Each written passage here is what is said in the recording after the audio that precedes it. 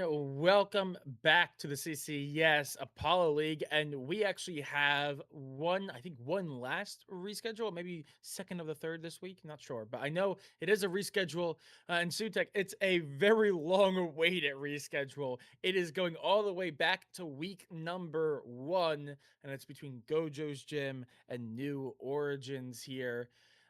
Not terribly a lot on the line here, but it notably does make a big difference in placements because right now these two teams are bottom of the table, but they're tied bottom of the table. So this game will decide who goes up against Khan and who goes up against TMG. Yeah, and I mean the interesting thing for this week too is that they actually had a bet on the line where uh I think it was Gojos won a 1v1 against New Origins, so New Origins has to play Briar somewhere in this draft in game one. Yeah, game So one. that's something interesting, but we see the first couple picks coming out, and we're just slamming the Briar immediately. They do not care about hiding it or anything. But we do see the Jinx come out, which I think is a terrible B1 right now, but it's probably good into this NOA team because they don't have like a consistent AD carry right now because they keep making roster changes. So we'll see how it pans out, I guess.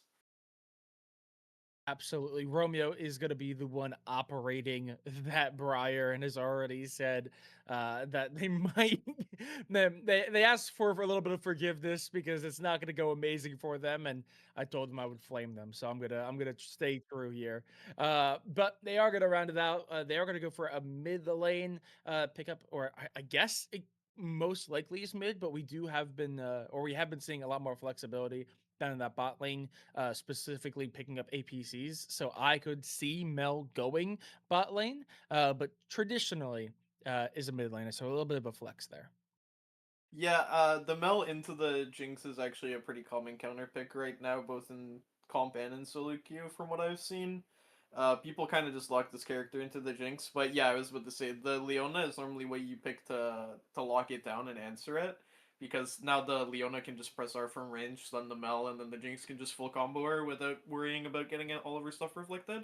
And then we're also locking a Jarvan on top of it, so the Mel extra can't move even if it goes mid. So I think on for red side here for Noah, they should look at like a Malphite pickup because for whatever reason, Goja's locked in Jinx and then just did not leave Silas open for second phase for whatever reason. So now red side can just pick Malphite whenever. And we're gonna see Milio come out, which I guess is okay if we're just picking Milio to stop Yeah. the Leona stun, whatever. Yeah, that does take us into our next wave of bans. We do see that Jax pick early. I think it's pretty good. A little bit more focused towards this top side, as you imagine. It's going to be across the board that way. We do have the Vayne ban out. I do feel like that's more in response. Does give a little bit of an indication of what they might be looking to run. Probably something more akin to a tank, which does make sense with their current composition. Getting rid of that Vayne would be very useful in that circumstance. And on top of that, it actually looks like it's going to be mid and top lane focus here from New Origins, as they do not want to deal with the Oriana either. Yeah, I think on Gojos they either need to ban the Varus here so that they can lock in a tank themselves or ban out the Malphite so that the Jinx is actually protected. Looks like we're gonna see an Ambessa ban though, because I guess that's what Antioch plays to get to backline. Maybe he doesn't play the Malphite at all. If red side doesn't lock like Yone plus something to shred frontline here and play front to back, I don't really know how they win the game. Because right now they're like pretty much all AP with a Briar. Okay, there we go. Like I would have liked to have seen a Okay. Tom Kench instead of the Milio here if we were putting them all bot, but now that I know it's Milio Zeri, it's actually a little bit better. Because now we can't Yeah. die to Jarvan. The stun doesn't matter as much from the Leona with the R because now we can just Milio R it and keep going forwards. But now our mid laner is going to get counterpicked, which I think is also fine. Like it's Mel, she's going to be able to play the game regardless, as long as we're covering the Yeah. Jarvan ganks. So it's pretty chill so far. I think blue side probably looks for a Victor plus. It can't be Ornn. It's probably like Scion. Yeah. Yeah. And Yeah. then red Also, it makes side. a lot of sense with the Yeah, vein. red side's Makes a also lot of going sense to with the look vein. for frontliner. Yeah. Okay. Hey, Swain's um, interesting. I don't hate it. It's good. It's a good matchup into Scion. You get it scaled, but you kind of do just get to aggro bully him all lane phase. The only thing I'm really worried about is our actual front line, and I like Aatrox a lot better.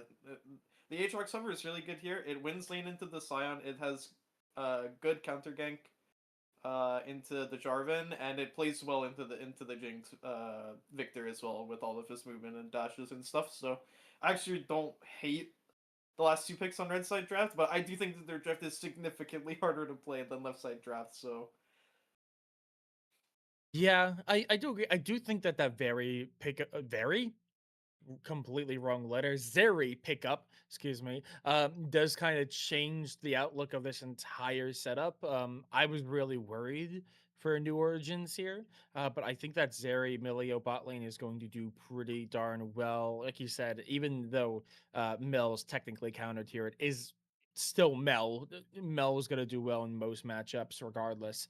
And this Aatrox does work a lot better, but there's always that going to be like that question in the back of your mind of like, what's gonna happen here? Because while I do think I prefer the right side draft a little bit better, at least four of them, that Briar is gonna be a question. And I don't even know Briar is great in general, or really fits the composition. And I don't think that even matters. It's the fact that Romeo is having to play it and Romeo is not comfortable on the Briar.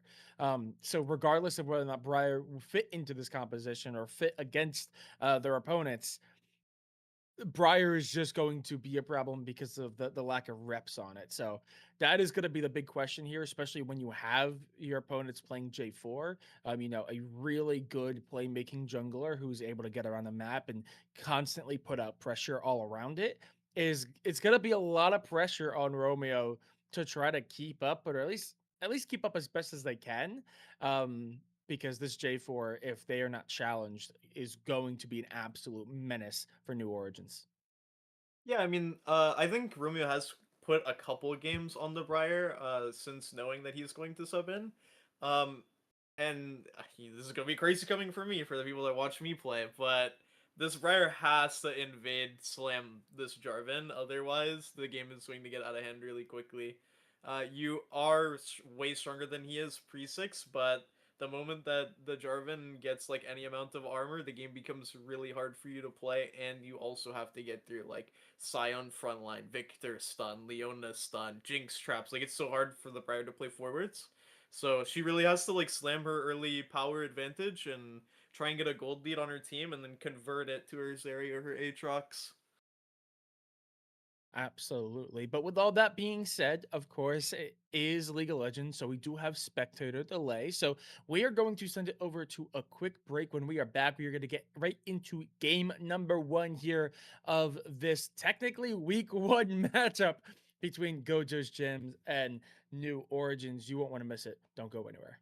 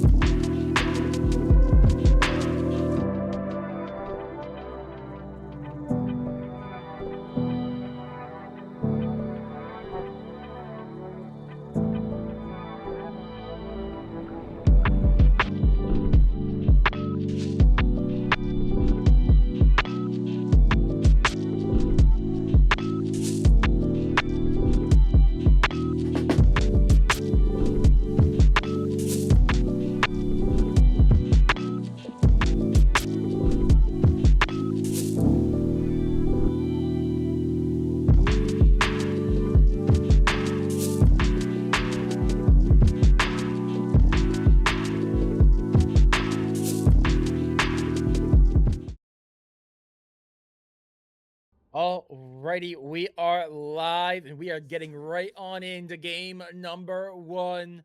Both teams making their way, rolling their way out of spawn, and looks like a little bit of a death bush here, expecting something, and they're actually going to be successful at that read as we're getting a little bit of a skirmish here early. Romeo gets very, very low, ignited. First blood is going to be secured by blue side, and Gojos Gym is going to be the first one to get a little bit of extra gold in their pocket, though it does go to the Leona, so not perfect, but it is certainly going to help. Yeah, and I'm not sure why Romeo flashed away, but I mean, I guess it worked out because the kill went to the Leona instead of somebody useful. But the other weird thing about that is they knew they were gonna death push, but the Mel didn't start E, so they all couldn't hit the same target. I don't know. Anyway, the interesting thing that we saw on that invade is both topside entrances were warded, so the Jarvan knows if they're going to walk into his topside and if the enemy is starting topside. So he has like infinite information to work with here. He just doesn't know if Briar's going to walk into his spot side, but we can assume that she isn't. And we see big trades coming up mid right now, which means Victor's gonna have prio all lane phase. Yeah, absolutely. Mel definitely struggling a little bit here early on, but have to wait and see how that develops as they are at least keeping CS at least relatively close. You know, it's not relatively close to CS down on the bot side. At least not right now as that wave is starting to crash, or at least is threatening to crash here as it's a 15-4 CS gap between this Zeri and this Jinx. And they are going to get a hook, stun up onto onset, but not going to have enough damage to follow through. So I think overall, that trade does go the way of red side. Meanwhile, up on top lane, at least for a little bit, I feel like this is going to be a wet noodle situation where both of them just hit each other a few times and do some damage, but no real kill threat, at least not for the first couple minutes. I think probably to level 5. I say that? Young Cali just tanking a lot of hits. Antioch is just going to get airborne. Very awkward fight right now up on top side. And we Where's get the Silent flash? Flash too, which is really good. Yeah. One thing I will point out here, I don't know if anybody's looked at runes quite yet across this game, but we do see in bid, the Mel, despite knowing that this matchup is a counter and is hard, took first strike for whatever reason. So enemy Mel just doesn't have a rune. But beyond that, I mean, we see standard runes coming out across the map. The other interesting thing is Milio has heal instead of exhaust. I would think that this is like a pretty good Oh, exhaust game. You can we again? see. Yeah, Oh, I don't Campfire know what does is go gonna down to happen give a here. little bit of healing. Onset goes in aggressive there, deals some damage, but I think overall that's a pretty even trade. Meanwhile, we do have Romeo making presence known up on top side, but Young Cali just does not see it. And now, with that stun, a lot of damage coming through. Can they get the kill, the elimination? No, they will not. Young Cali has to use the pot, but is very low. And actually, he's electing not to go for the recall. They do not want to lose out on too much CS here. Yeah, and I mean Romeo probably should have looked to dive this because we should know that enemy jungler was just bot side, and is recalling. So this is definitely a pretty good dive on the Flash's Scion, but it looks like we're not gonna go for it. It looks like we're all just gonna recall and handshake that nothing's gonna happen here.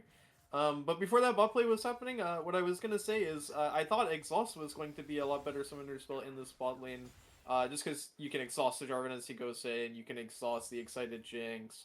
And obviously you can exhaust the Victor combo if you're ever in range of it. But um, yeah, I mean, so far the game's like basically even outside of the one kill that's happened, and even the one kill, there's not a gold lead or anything. So uh, it'll be interesting to see how they like try to push their lead. But right now we're looking at Okay.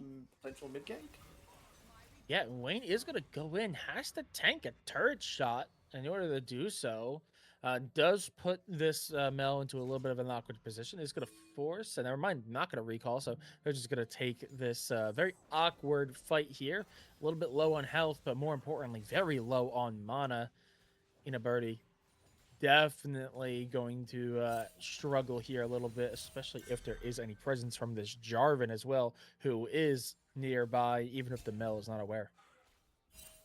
Yeah, and the interesting thing I want to note is they know Mel's gonna recall here, and Victor's gonna be able to fast push this next wave. So if Jarvan ganks bot here and gets bot prio back, they can instantly slam the Drake while Romeo's on top side. As we see a big trade coming out top side. Yeah, a little bit of damage. And Chuck going through the full combo does not really take anything. So it is just free damage done to Scion, who is definitely starting to struggle a little bit. There is the level advantage to take into account as well. And Chuck having that World Ender available to them. So Young Cali has to be a little safe. Now is level 6, so ultimate available. But again, Antioch just doing a really good job at landing these abilities and taking so much damage. Meanwhile, exactly what you said would happen is what happens. There's no kill down on bot side, but the pressure is there. And because of that, and the fact that Mel is forced into that recall, they do secure that first Drake. It is going to be Chemtech Drake taken, going the way of Gojo's Gym. Meanwhile, this Scion up on top side continues to suffer a little bit.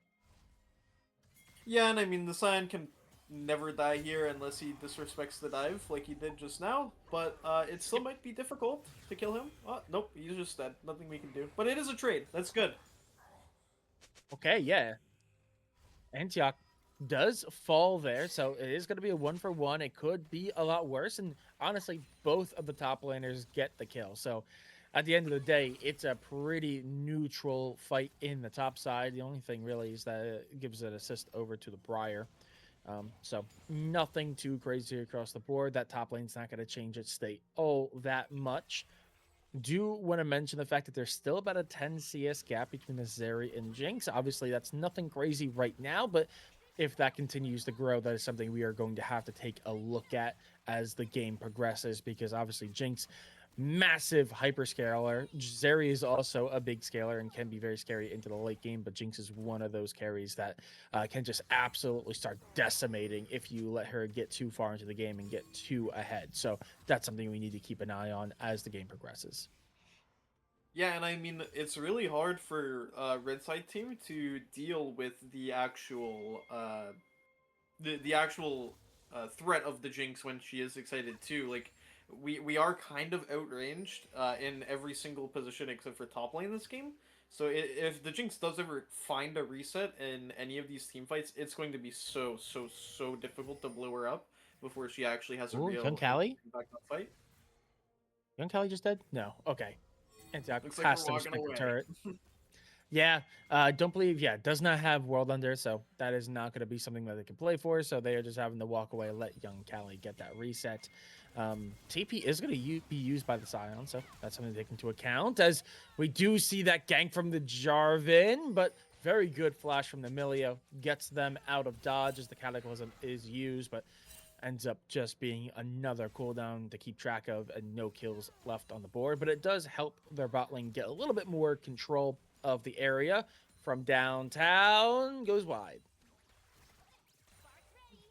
Yeah, and we see that junglers are basically on opposite sides of the map right now, so the Briar might just look for a top gank here. It looks like we are looking for a top gank, but I don't think anything's should happen here. And then we're just gonna translate this into grubs with neither support moving.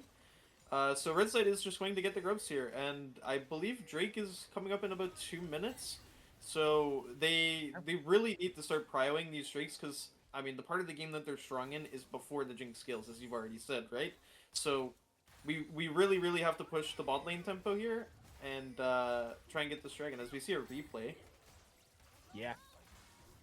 Okay. Yeah. Gets very sketchy, but does not end up. Oh, never mind. Does find the pick. Absolutely massive.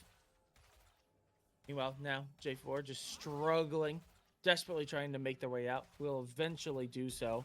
But Onset wants it. They're greedy. They want that kill, but a little bit of overextension. Oh! Never mind. There it is. Yeah, no, I mean, Knight. the German was BMing on his way out, but he got tagged by the Zeri W and dies for it. It's just another example of King Frosty messing up his jungle gank and getting 2-0 as we see another huge chunk happening in the top side here for both top laners actually chunking each other out really. Yeah. Meanwhile, Wayne, now in the area, is going to find the root on the Romeo. I mean, Romeo has been sitting on this top side for quite a while. I mean, It's been countered as Frosty has been sitting down towards bot for a majority of the game, but Wayne is saying no, no, no. I am roaming now. That is not going to be allowed. As this top side is starting to become very risky. Antioch has been controlling for a while, but is starting to have more of a say. World Under is popped, but unfortunately is going to kind of be wasted as Wayne is still in the area and is just going to walk forward and force this Aatrox back because the 2v1 is not something that the Aatrox can win out. So big plays and just big deterrent there from the red side support.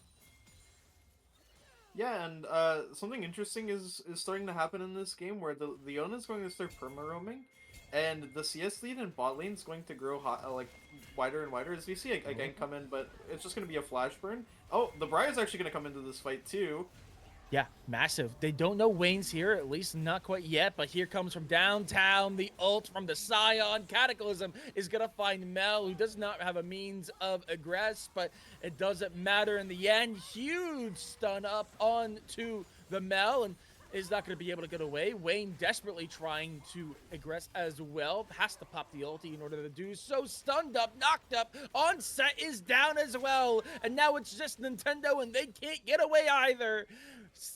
I mean, very, very sketchy fight, but in the end, it all goes the way of Gojos Gym, who's going to win that out convincingly, and then they're going to turn that right into the second Drake.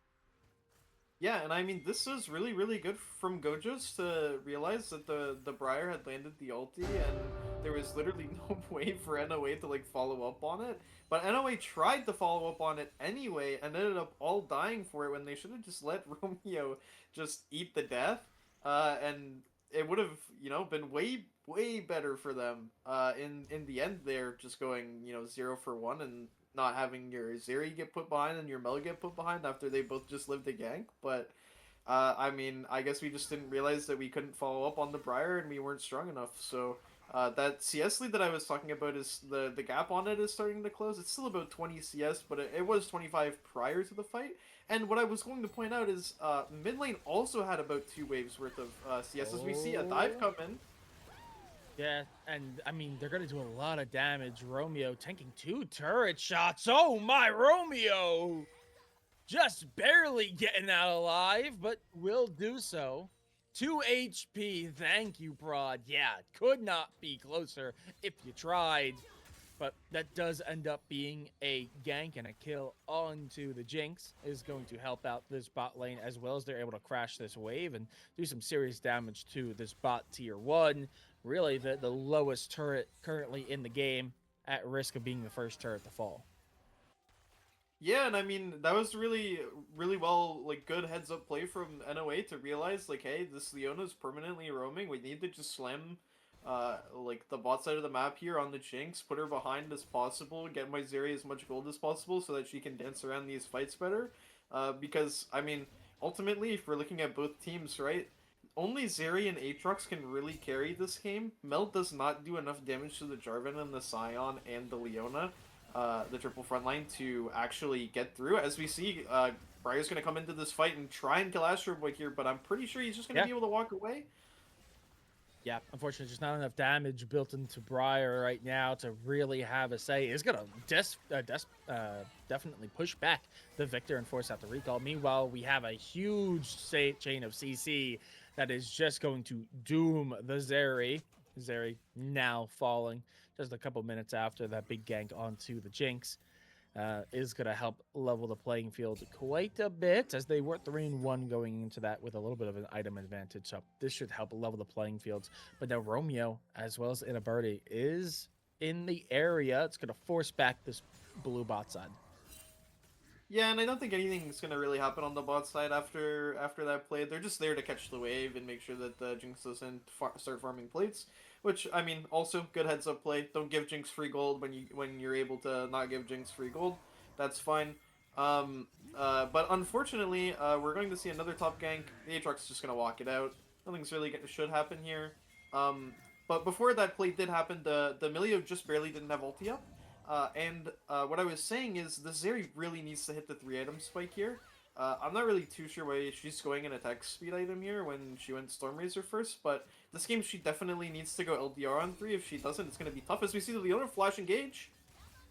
Ooh, but the Chomper is just a little bit too short, not able to get the full CC chain done, and that does mean Onset only takes a little bit of damage, does accidentally walk into that W, and there we go. Those big shots coming from the Jinx, really doing a lot of damage as we see a couple of lane swaps. Cena Birdie is so low, Ultimate chasing her down, but Mel's going to be able to get away with their life. Yeah, and just barely too. At least, I mean, granted she had the flash open, but we do see a little bit of trading coming out top.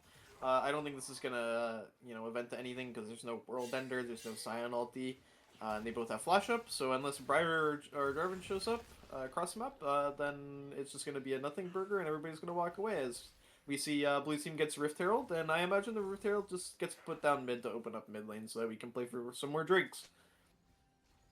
Yeah, absolutely.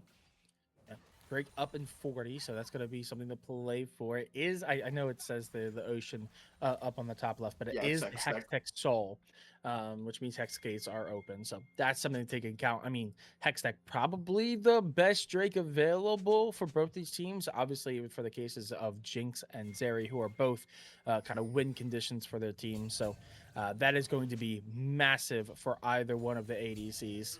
Could not be a better option for them, which is also why we're seeing a lot of presence from both sides. Both teams want to be in a good spot to get as many of these Drakes as possible. Yeah, and we see the Briar ult actually tags the Jinx here, and it's going to start a fight. We get both of Jinx's sums immediately. Jinx is going to go down.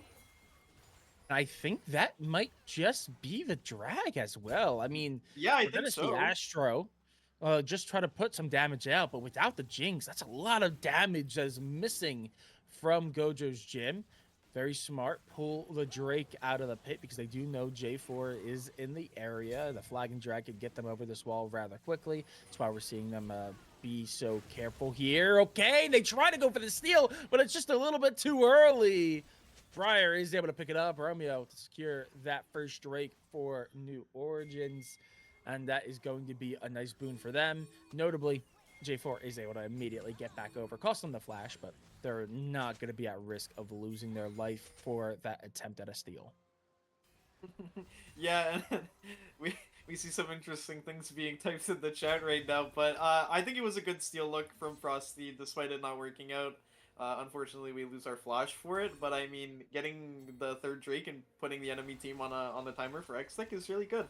And as you were saying, I do agree. I think the Hextech is probably best in slot, at least for red side team. For blue side team, I think you could argue like Mountain or Infernal are better, just because, I mean, you have Jarvan E poke with the Infernal, you have the Victor poke with the Infernal, the Jinx W, Jinx R, whatever, with the Infernal, and just their ID is pretty good. And then, yeah, Mountain stats making the Jinx unkillable, the Victor unkillable after the Zhonya's gets bought eventually. But we're gonna see a weird engage from Romeo here, and I think she's gonna die for it. I'm not really sure what that combo was, but the Victor's gonna keep running down and burn his flash to try and kill Burby as well. It's gonna be really close, as we see Burby misses and E and reflects nothing, and then Zeri comes in and ults and shuts down the Victor. Okay, chaotic, but in the end, it does go the way of Zeri, which I think is probably best case scenario. I mean, Victor now 4-1-4, 4-0-4 after that little skirmish. Very, very scary. Already has Rabadons, already 2 items up. Definitely becoming a big threat on the board, but Zeri, I don't say just as strong, but pretty darn close as Antioch pops the World Ender, trying to take the engage, but Frosty's crowd is in the area, knocked up, slowed down, has to try to get away, will be able to do so as the World Ender just gives them enough oomph to get over the line to the safety of their turret. Yeah, and to note, we see in the Zeri's build she has an extra dagger, it looks like, with the call, which I believe the dagger is going towards her boots now because she is still on tier 1, so that's not too concerning or anything. If we see the LDR components finally come in here, this I think is actually correct this game. Most of the time in solo queue, you'll see the Zeris go IE on 3 here, but you absolutely need the LDR first against the Scion Jarvan at the very least. So good heads up building and not losing to Boris this game. for our Zeri, and we see Mel's going to try and lock up the Scion here. Um, Ooh, I don't there's think gonna be anything's going to really happen. yeah, do get that stun, but does nothing but do a little bit of extra damage. Notably, tier 1 and 2 is gone for blue side on the extremities, or excuse me, tier 1 on both top and bottom side. So the extremities are now a little bit weak. Meanwhile, it's the exact opposite for red side. New Origins have only lost their tier 1, though that tier 1 on blue side and mid is also hanging on by a thread. So would not be surprised if that changes relatively soon. Romeo, you need to get out of dodge. This is an awkward spot to be in. Is going to try to pop the ultimate, but it's just coming into the waiting arms of Jinx, who is just so patient. They're going to start up this Baron, but with the presence of the rest of New Origins, are they going to try to stick it? I don't think they will, especially with Mel in the area. There's just too much damage to be done, and yeah, they have to back away. TP coming through, maybe an attempt to interrupt, will be able to. Antioch now preventing the means of aggress, and they should be able to find Wayne. Pops the World Ender. Meanwhile, on the other side of the screen, we do see a massive pick on set going absolutely crazy on the Zeri. Finds a double. And that might just be time for the cleanup. World Ender still into effect, and it was looking good. It was looking clean for Gojos before it all falls apart. That is going to be a 5 for nothing on the side of New Origins, and they say, hey, you guys were going to start the Baron when you found one of us. We're going to start the Baron now that all of you are seeing gray. Yeah, and I mean, if you really think about it, it's actually a 5-for-1 because Romeo died at the beginning. But, I mean, they won a 4v5, which is insane. Like, that should probably never happen. They get the Baron for this. I think the entire reason, I don't know if we're going to get a replay or not, but the entire reason is you see the both TPs come in from the bot side, from the Victor and the Aatrox. The Aatrox has a really good flank TP, but the Victor's TP is in the middle of 3 people, and he instantly gets burst ulted from the Zeri combo. So there was nothing that the Victor could really do to actually live that fight without the flash that he didn't have before. As we see, both teams are going to set up for this dragon now that's just about to spawn. Yeah, absolutely. Notably, New Origins do have the advantage, definitely with this Baron buff, and so much so that I feel like, yeah, Gojos Gym, they're not even going to try to contest it. They're going to say, yeah, we can't do a single thing about that. They're going to take that Drake, and we are just going to have to be content with that existence. Meanwhile, Tier 1 is taken up on top side. All that gold goes over to Hoodie, so that is going to certainly help. A lot of extra gold into the pocket of the Jinx is never a bad thing as the siege starts here onto Gojo's Gym. This mid tier 2, or excuse me, bot side tier 2 is going to be the first victim to fall, as that is going to be very quickly shredded and removed. Yeah, and I mean, the interesting thing to note here is since these are both lower tier teams in Group B, the thing that really stands out to me with these lower tier teams is a lot of them won't know how to close out a game. We're going to see like about a 5k gold lead come through here as long as something crazy happens here as we see the Scion engage. Okay, a lot of damage. A big bounce back spot here for Gojos. Baron buff be damned. They are just going to go hunting for everyone. Massive plays coming out across the board, and that is going to give them a bit of a bounce back. Notably, this tier 2 on top side, I think, is not long for the world, but they might just barely be held. But now, with only one member of New Origins being up with the Baron buff, they are now going to be significantly weaker than they just were, and Gojos Gym now have the opportunity to start really building into something here. Notably, not great timing for the fight itself, as there's no major objectives to kind of go and move into, but it is at least going to help give them a leg up in this next part of the game, which is going to be a lot of neutral. Yeah, and I mean, the blue side team Gojos, their comp should just be like the best comp in the game at playing from neutral. What I was gonna say before, you know, there's something terrible happened that I said shouldn't happen happened, is what really makes like a good team good is not their like ability to play from ahead, it's their ability to play from behind. And like, I mean, as we see from Gojos, I actually don't think this team is terrible. They do have like a really good comp and tools to you know get themselves back into the game with Jinx getting excited and just going crazy in a fight. But they are like pretty good overall as a team, even without these characters, to play from behind. Like they are not a team that just like gives the game away the moment they're behind. Whereas from what I've seen from NOA, which they're about to engage on the Jarvan here, as we see Leona going for a stun and Jarvan EQing away. Wayne, getting low. Can they get out with their lives? Yes, they will. Does pop the ulti, and that is going to be a huge rocket coming out from Jinx. Finds 3, but does not have enough damage, and there was not enough damage done to New Origin. So a bit of a skirmish in the jungle ends up leading to nothing. Yep, it looked like it was going to be like 1 or 2 kills over to NOA there, but yeah, it turned into a big nothing burger. But yeah, what I was gonna say is NOA, it's not exactly known for playing from behind. Most of the games they win, they're already ahead, and they have a good comp that is good at playing from ahead. So I mean, we'll have to see if they do end up closing this game out. But as far as I know, like Gojos is one of the better teams at playing from behind, at least in Group B. So I'd like to see how they find a way to flip this game for themselves, and it's probably going to be through getting the next 2 dragons. Like, I imagine we're going to be in for like a 35-minute game at least. Yeah, absolutely. That is looking more and more the case. Notably here, despite that big bounce back from Gojos, a lot of gold still sits in the pockets of New Origins. I mean, about a 2K gold lead right now, so they're still feeling pretty good. I mean, we can see where most of it's at. A lot of it's in the J4, as well as the Victor, as we see another skirmish break out. I say skirmish. It's more like a brutal beating happening on top side, as it is a 1v4. Not much the Aatrox can do there besides, fall. Tier 2 up on top side. Oh my, directions are not my strong suit today. Top side tier 2 is just going to be gone, just removed from existence. And it looks like they're going to try to push it. They have the wave to do so.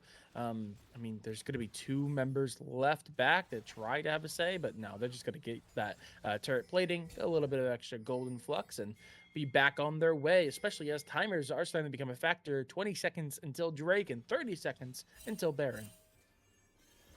Yeah, and I mean, the next trick coming up in 10 seconds, it looks like NOA is the one that's going to be more set up for it than Gojos, but I mean, Gojos, as long as they push this mid wave in, they should make it to this dragon. Like, the NOA shouldn't be able to burst this down, as we see Aatrox TP coming in to try and, like, confirm this. But I do think that Frosty is going to try and at least look for a steal here, as we see the dragons at 3k. Yeah. It does have the flash if they want. A huge cataclysm, and it finds the Drake, steals it away, and now on the cleanup is the entirety of Gojos Gym. They do not want to let a single member get away. Jinx on the double kill is chasing down Onset, and I fear there's nothing they can do. Flash to get out. Do they have the Jinx rocket? Can they try to clean up? No, they are going to finally get away. Aatrox is going to be able to get the recall, but now this game is firmly in the hands of Gojos Gym, as they have the advantage. They've closed that gold gap and have actually taken the advantage by about 500 gold. They'll get the waves in a pretty good condition if they want. They have Baron on the cards as well, as that objective is still in play. Yeah, and I mean, we're going to see some weird flank angle come out from this Aatrox for a random 3v3 here, but I think after everything's said and done, everybody's just going to walk away. Yeah, it looks like we're all walking away. It looks like we're all walking away. Yeah. But yeah, I mean, the fight. That's what I was going to say before the last Dragon Steel that Frosty tried to go for is he literally missed it by 17 HP, and now he knows Romeo is going to look for the later smite in the smite fights. So now all the Jarvan has to do is every single fight he just has to EQR if he wants to steal that dragon. Regardless of if the R is bad or not, he just has to use the R for the damage to try and get the dragon if he has to EQ into the pit. And that time, he pressed R, got the dragon. So there you go. Yeah, absolutely. As we do see, blue side getting a lot of vision. You imagine this is because they want something onto this Baron. They want to try to get a little bit of advantage. We'll clear out the vision from red side. It looks like they're even trying to go for something, try to hunt down some information, maybe find a kill. But now with the info that there is no one within their sights. They're going to be questioning the Baron. It's possible we get a 4v4 here. Both sides just kind of sitting around the Baron pit. I think both teams want to see if someone just walks out of position. Someone can be found without investing too much. Yeah, and I mean we're just gonna see the Scion start trying to walk on mid lane, but the interesting thing here, I would say, is all Gojos really has to do is fix this top wave. The bot wave doesn't matter all too much if we're playing for Baron, and then we just need to actually sweep the Baron pit so that the Mel has a bad TP, like she has to TP on mid wave or something instead of like directly to the Baron, but. Yeah, I mean, if we're going to play for the Baron, we can look for a side lane pick, or we can just push out mid lane, push out top lane, start hitting the Baron, because we are just Jinx Victor. We deal a ton of damage to the Baron, so we don't really have Yeah. to look for picks or anything here. Yeah, absolutely. I mean, Hoodie is noticed, and that is going to be it. That's going to be the start. They do not see that red ward until it's too late, but that's going to give all the vision. Young Callie, they need to be careful. Is going to be the wall to prevent the red side from doing anything, and this Baron is just gone before there's any means of reconciliation from New Origins, and now with Baron buff, you'd imagine it's going to be recall, get whatever items you can buy, and then hit the lanes hard as the siege is surely coming through here soon. Yeah, and I mean, like I said, you're just Jinx Victor. It's so fast. If enemy team isn't in position that to immediately contest it, it's just immediately gone. Like the moment NOA noticed that they were hitting the Baron, it was already gone, right? It was at 8k by the time we started moving into jungle, and by the time it's at 8k, it's at 2k, and then it's boom, dead. So they didn't even have a chance to contest, and then, I mean, even the Scion could have just, if he wanted to, walked into the Briar ult and probably killed the Briar too, and they could have started showing immediately. But I mean, we're gonna see probably a 1-3-1 here after Jinx completes what I'm assuming is gonna be a BF sword. Yep, we don't have the full Bloodthirster yet. I don't know about selling the bow for the BF, but it's probably fine at this stage of the game. I mean, he's fed now. He's about as strong as this area is, so all we really have to do is just walk it down mid, 4-1, put the Scion in the side lane, let him TP into the fight and press R, and the game should just be wraps. But we'll see what they end up doing with lane states. As Shinx walks the bot biggest for problem, some reason. Yeah, the biggest problem is that they do have just two members that are currently online.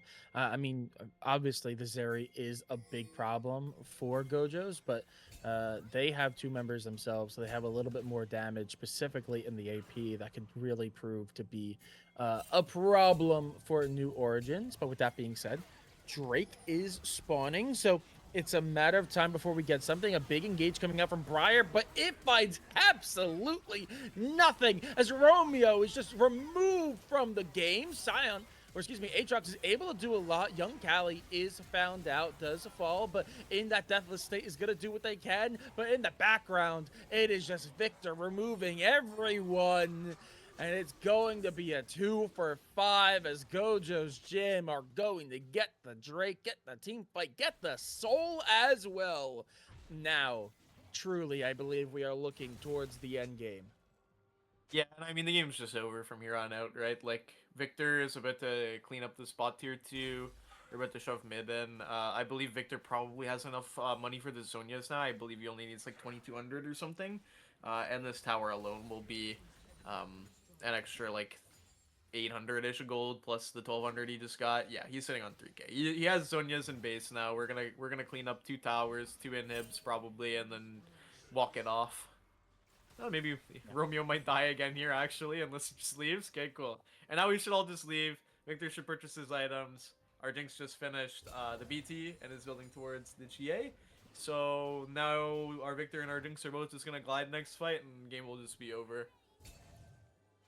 Yeah, absolutely here. I mean, there's going to be at least some recontest, but you'd imagine it might be for naught. Hoodie's still going and CSing. I will say, the big thing here is the fact that Zeri is still so fed. Zeri is very far ahead with what, full 5 items plus a pickaxe, 7, 3, and 4 at almost 400 CS.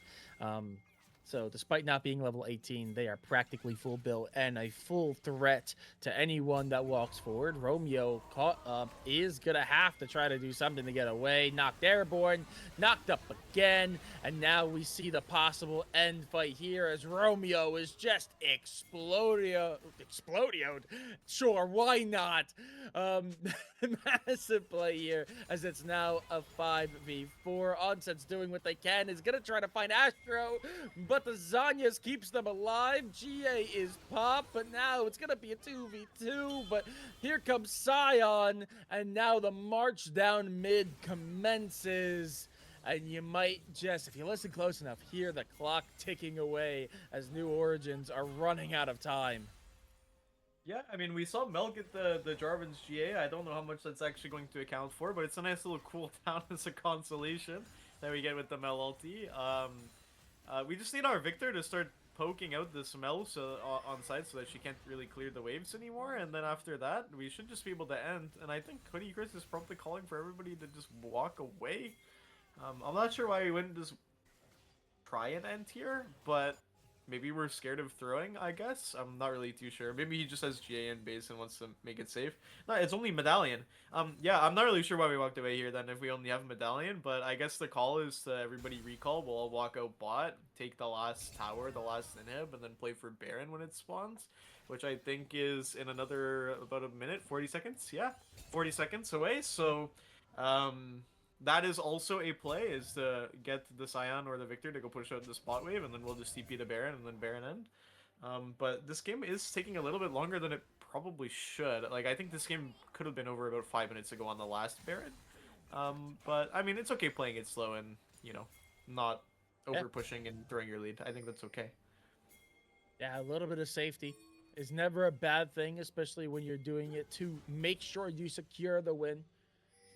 Here, we do see young Callie walking forward. Romeo spotted out.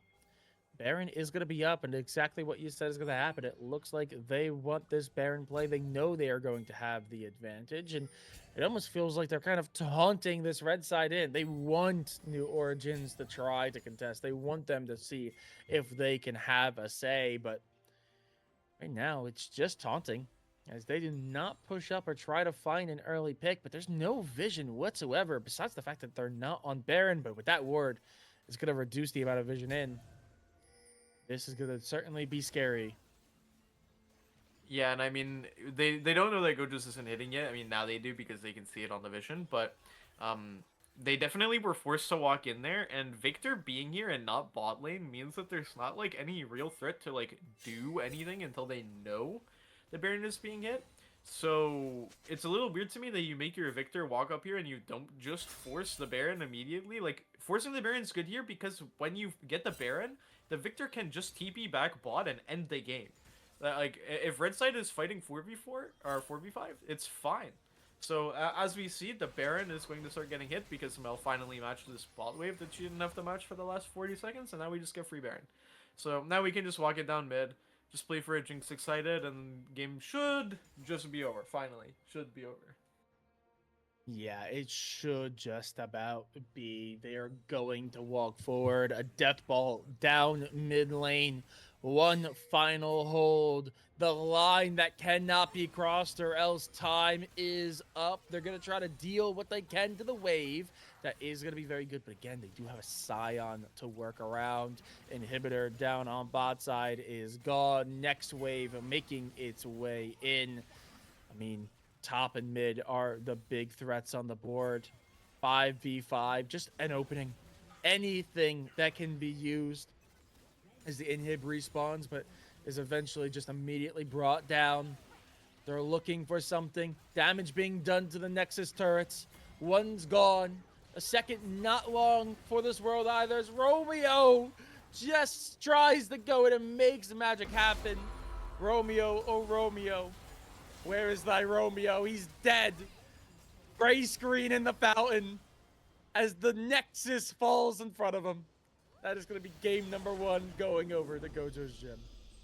Yeah, and I mean, this game was closer than it probably should have been. I mean, like, if we look at both team comps, right, I would say, and I'm sure you agree with me, I think left side comp is Exodia compared to right side comp. Like, right side comp is like what you get when you queue up for a solo queue at 3 a.m. on Chinese super server hours.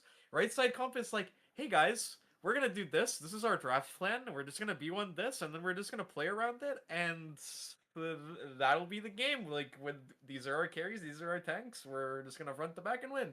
And I mean, I don't know what the plan for New Origins was when they were locking in Briar, but the game was closer than it should have been. So to add to New Orleans Honestly, yeah. Testament, maybe with 5 champs they actually want, maybe they can win. We'll see next game, right?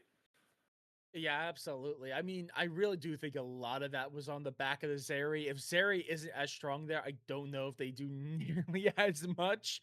I'm actually gonna take a look at the stat. Yeah, Zeri on set dropping 44.5 thousand damage. The next highest on the team was Mel at 24. If they did not have the Zeri, it would be a very different story. But with all that being said, obviously, it is, of course, a best of three. So we are going to send it over to a quick break. When we are back, we are going to be back and ready for the draft for game number 2, where we will finally see both teams have all 5 selections available to them and not subject to their opponent's will. So don't go anywhere. We'll be back in just a couple of minutes.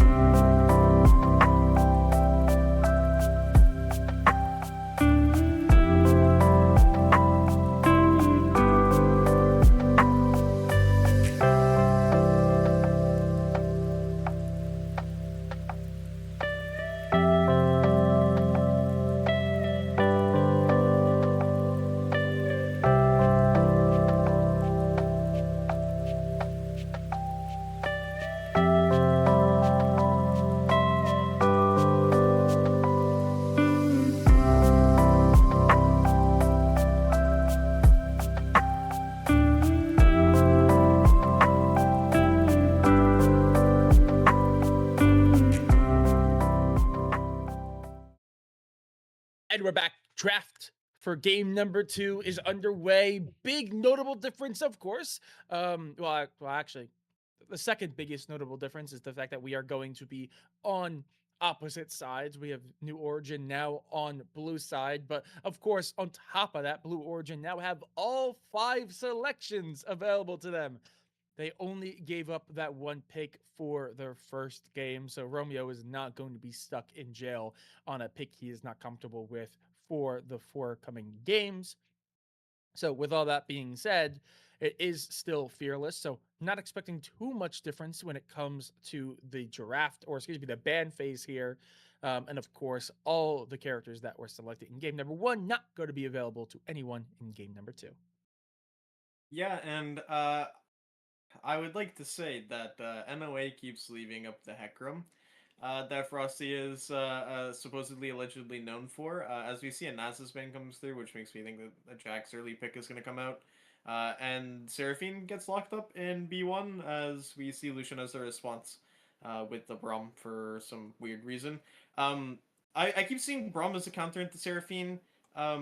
I really think this champion's terrible into Seraphine. You get to block the R, sure, but you're still eating a Seraphine R, so you're probably just dead anyway. As we see Wukong get locked up, I'm not too sure how. I know we're good at Wukong, Romeo, but Wukong into Braum is kind of miserable. So we'll see if he's able to find stuff here. But if there were ever a game where Frosty were going to play his one trick, and I know he's going to try and ego and try and play his one trick, knowing him, it would be this one because you get to outfarm the Wukong for free. You have pretty good ulti impact onto the Seraphine. We're kind of just waiting to see the Ashe get locked in, and I mean, now Hecarim can just one-shot enemy backline if he wanted to. So, if there's ever a game to do it, it's this one. Outside of that, Yeah. I think Jack's jungle's not bad here. I think if we didn't ban the Nefiri from ourselves, it was also pretty good here. So, I mean, there's a lot of options you can look for. You can just look to play Kha'Zix or something here too, and try and insta-kill Wukong. But it looks like we're looking at Zehen, which I do think is a flex for Gojos. I'm Yeah. pretty sure Young Kali plays it as well, so it can go in either role. But Wukong Zehen, I believe is Wukong favored in jungle right now, so it's probably just Zehen blind top, but we'll see. As we've seen, Yeah, Ornban absolutely. comes in, which normally means that the Zehen is not going to go top because Zehen absolutely plies tanks. So I'm not sure where anything is going in this draft anymore. In theory, that could end up being a bait and switch. I mean, at the end of the day, I'm sure if we're thinking that it's a flex, then their opponents are probably thinking that just as much. So, who knows? This might be a little bit of mind games, some trickery. All I know is they're very anti-animal right now, anti-goat and anti-dog on the side of Gojo's gym. The Nasus, the the Fury, and the Orin all banned away. Meanwhile, we do see that first wave, or excuse me, that second wave of bans cleaning up rather quickly. Oriana and Cassiopeia are going to be the side of New Origin. Obviously, the top and jungle situation is a little bit flexible. So they're saying, hey, one thing we know that you need to pick still is that mid lane. So they are heavily banning it out. Meanwhile, a lot of top lane focus again, still obviously that Ornn band, but again, Vayne, which we did see in the last series. Obviously, that was because they ended up going Scion, and again, Vayne into any tank is just kind of a lost cause immediately. And with this Olaf, I think that would more likely go jungle. Yeah, it also did just get buffed in jungle too, so his clear is actually a little bit faster. And I don't hate the Olaf pick into specifically the Seraphine Ashe. The problem is we're playing Olaf with no enchanter, right? As well as we're Yeah. also playing Zehen in a spot where Zehen is pretty much unplayable. Can't really play it into the Wukong, and then the Seraphine Ashe kind of makes your life hell. So we see an Ambessa get locked in into the Sehen. This is mostly a skill matchup, which is fine. I think the NOA top laner is actually pretty good at this character. I've seen him play it a couple times. So as long as he actually knows the matchup, it should be pretty good for him, because I've never seen Young Kali play Zahan. I mean, the character basically plays itself, but we'll see how the matchup goes. Like I said, skill matchup, so whoever actually knows the matchup is going to win the matchup. As we see Anivia get locked in blind, I think this character is good. It's good into Olaf, makes him run around a wall when he presses R. pretty good stuff. Yeah. I don't hate this pick. It does have a couple crazy counters that you can lock into it though, so we'll see if Astro Boy ends up playing any of them. But the main ones are uh, the anything with a dash really, like if a collie can cross the wall and one shot him, or you can just play to outrange it with Xerath and Ziggs. So I also don't hate this approach either, but it is kind of counterintuitive to what your frontline and your AD wants to do. They all want to go forwards, so now you're playing on Ziggs tempo and not on your jungler's tempo, which I think is still okay too. Yep. Also, more of an artillery mage, so will be able to do some damage even if the front line is running forward. They have the range to kind of make up that gap a little bit. Also, I do think AP was pretty desperately needed. Obviously, between the Olaf Zahen and the Lucian, there was definitely a need for some more AP, and I think Ziggs is going to offer a lot of that in full force. I do think I like the composition here for New Origins a lot. I think I like it. I think I actually prefer it. I do like that Nivea pick. Obviously, Ziggs is probably going to have the advantage again for that range. But I do like that go-in potential with both the Mbessa and as well as the Wukong. And obviously, that Seraphine and Ash bot lane is going to be very, very deadly and very aggressive early on. If they can get an early lead, I could see this being a very, very difficult game for Gojo's Gym. But I think I like it a lot. The only problem I have is that they are lacking a little bit of tankage. I'm a firm believer that a team should have something akin to a true outright tank. And while there's really not the case, obviously Braum can be very tanky. Zahin can also be tanky as well. But the passive also gives them a lot of extra health just in general because of the revive. And Olaf can literally never die, but there's no outright tank who just like builds straight tank items there.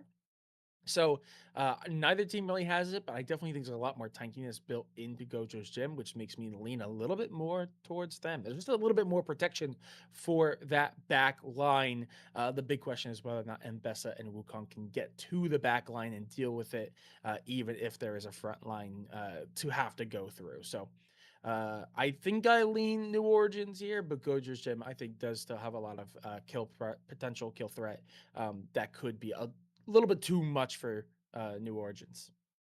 I agree. I'm also leaning New Origins draft here. I really like the things that we drafted in order to circumvent the Olaf lock-in later in the draft. Normally Ash Seraphine isn't that great at getting away from the Olaf, but as long as he doesn't land the first axe, the Seraphine double W gets to kind of let them go backwards a bit, and then we can just Anivia wall him off, and then his ulti should be gone after that, and then we should be able to just play front to back and zone the Zahan and the Olaf for the rest of the fight. Um, as long as nothing terrible happens in the early game, I do think NOA also outscales him. Like, I think Ashe late game just outdamages Lucian late game. I think Ziggs probably outdamages Anivia, but the Ziggs getting damage off in this game is really, really difficult. And one thing to note, you did say that the Mbessa and the Wukong have to dive.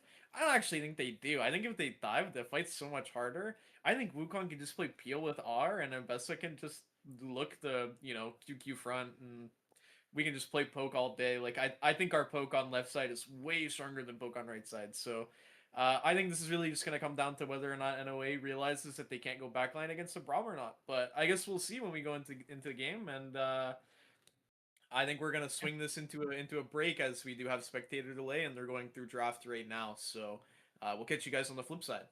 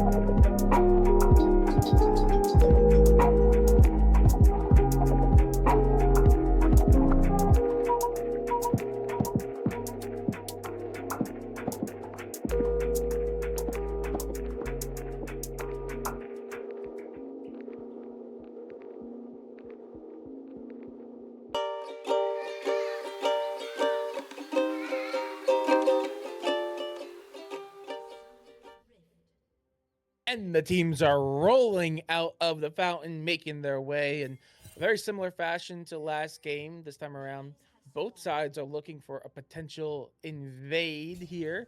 Not going to find anything besides Young Cali, who is immediately going to see 3 in his own jungle. Is going to get stunned up there by the Anivia, but just going to be a little bit of chip damage and nothing too crazy. Deep wards in for both sides as everyone goes back to their respective lane and says, nice, good invade. Now, back to our regularly scheduled game. Yep, and I think for this game, the way that Gojos has to play is, I mean, obviously we're going to see both junglers, most likely, probably, full clear, but Gojo's bot lane has to win this lane.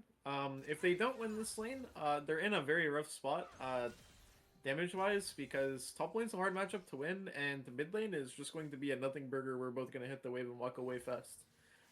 So it's really going to come down to how much Olaf can come and impact both top and bot.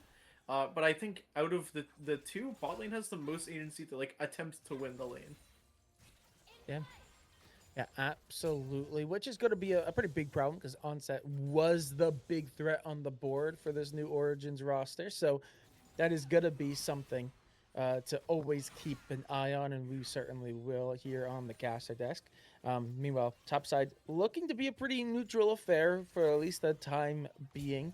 No big range versus melee matchup either, so it is going to be close for at least a little bit. I'd say give it to level 3 to 5 until someone finally gets their full kit.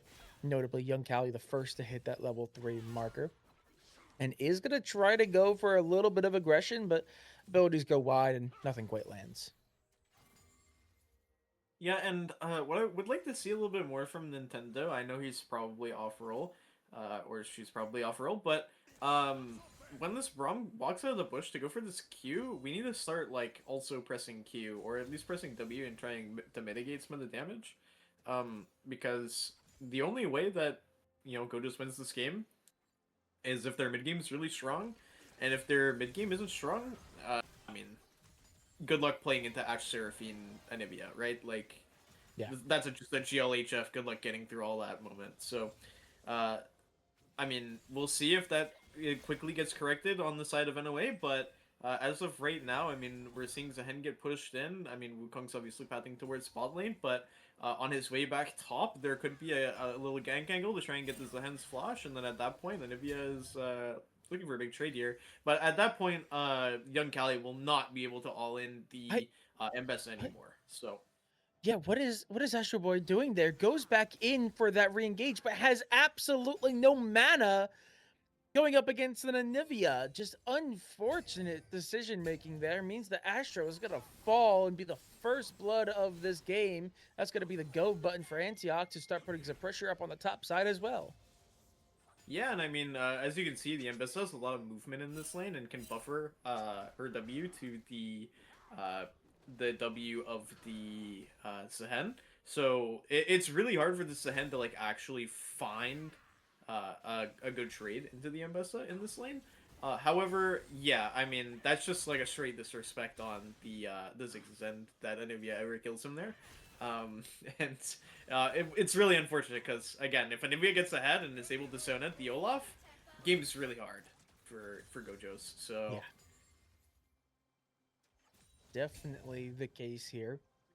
No presence really towards any of the lanes by the junglers. Both are just going. They obviously have already finished their first clear, now starting up their second. And right now, neither one are really being a big factor for any of these lanes.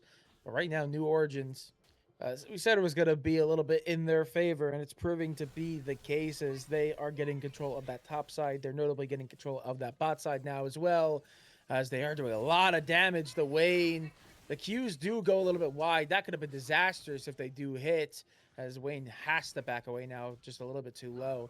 And also, of course, with that extra kill, especially now on the stun, the wall, that is a lot of damage on the Astro Boy early. You'd imagine with all this pressure, Wukong's going to be looking towards this Drake rather quickly. yeah, and if the Seraphine actually landed the double E there, uh, it would have been at least Brom's flash. If it landed, Brom was probably dead. However, we see Anivia hard winning these trades, and I just want to note, I haven't looked at Burby's match history since I've played them, which I think was a week ago or 2 weeks ago at this point. I'm pretty sure this Anivia is this guy's best character. I'm not sure why we're banning out his Syndra. But yeah, we see Wukong pick up the first streak, and that's a really good pickup for NOA because I would say that they do outscale the side of Gojos, and as well as picking up that early dragon means that they're not really in any contention to like push the tempo of the game at all. As we see Olaf looking for something top side, he's double worded out, so he's not gonna find anything. And we're all probably just gonna walk away as we see bot lanes trying to set up a slow push towards themselves. It looks like. And Wukong is here with 6. Hopefully Wukong knows that they both have flashes, and it looks like he's gonna get spot out a ward as well, and probably also walk away. So He's going to there's show a fight some happening presence mid towards too. that jungle.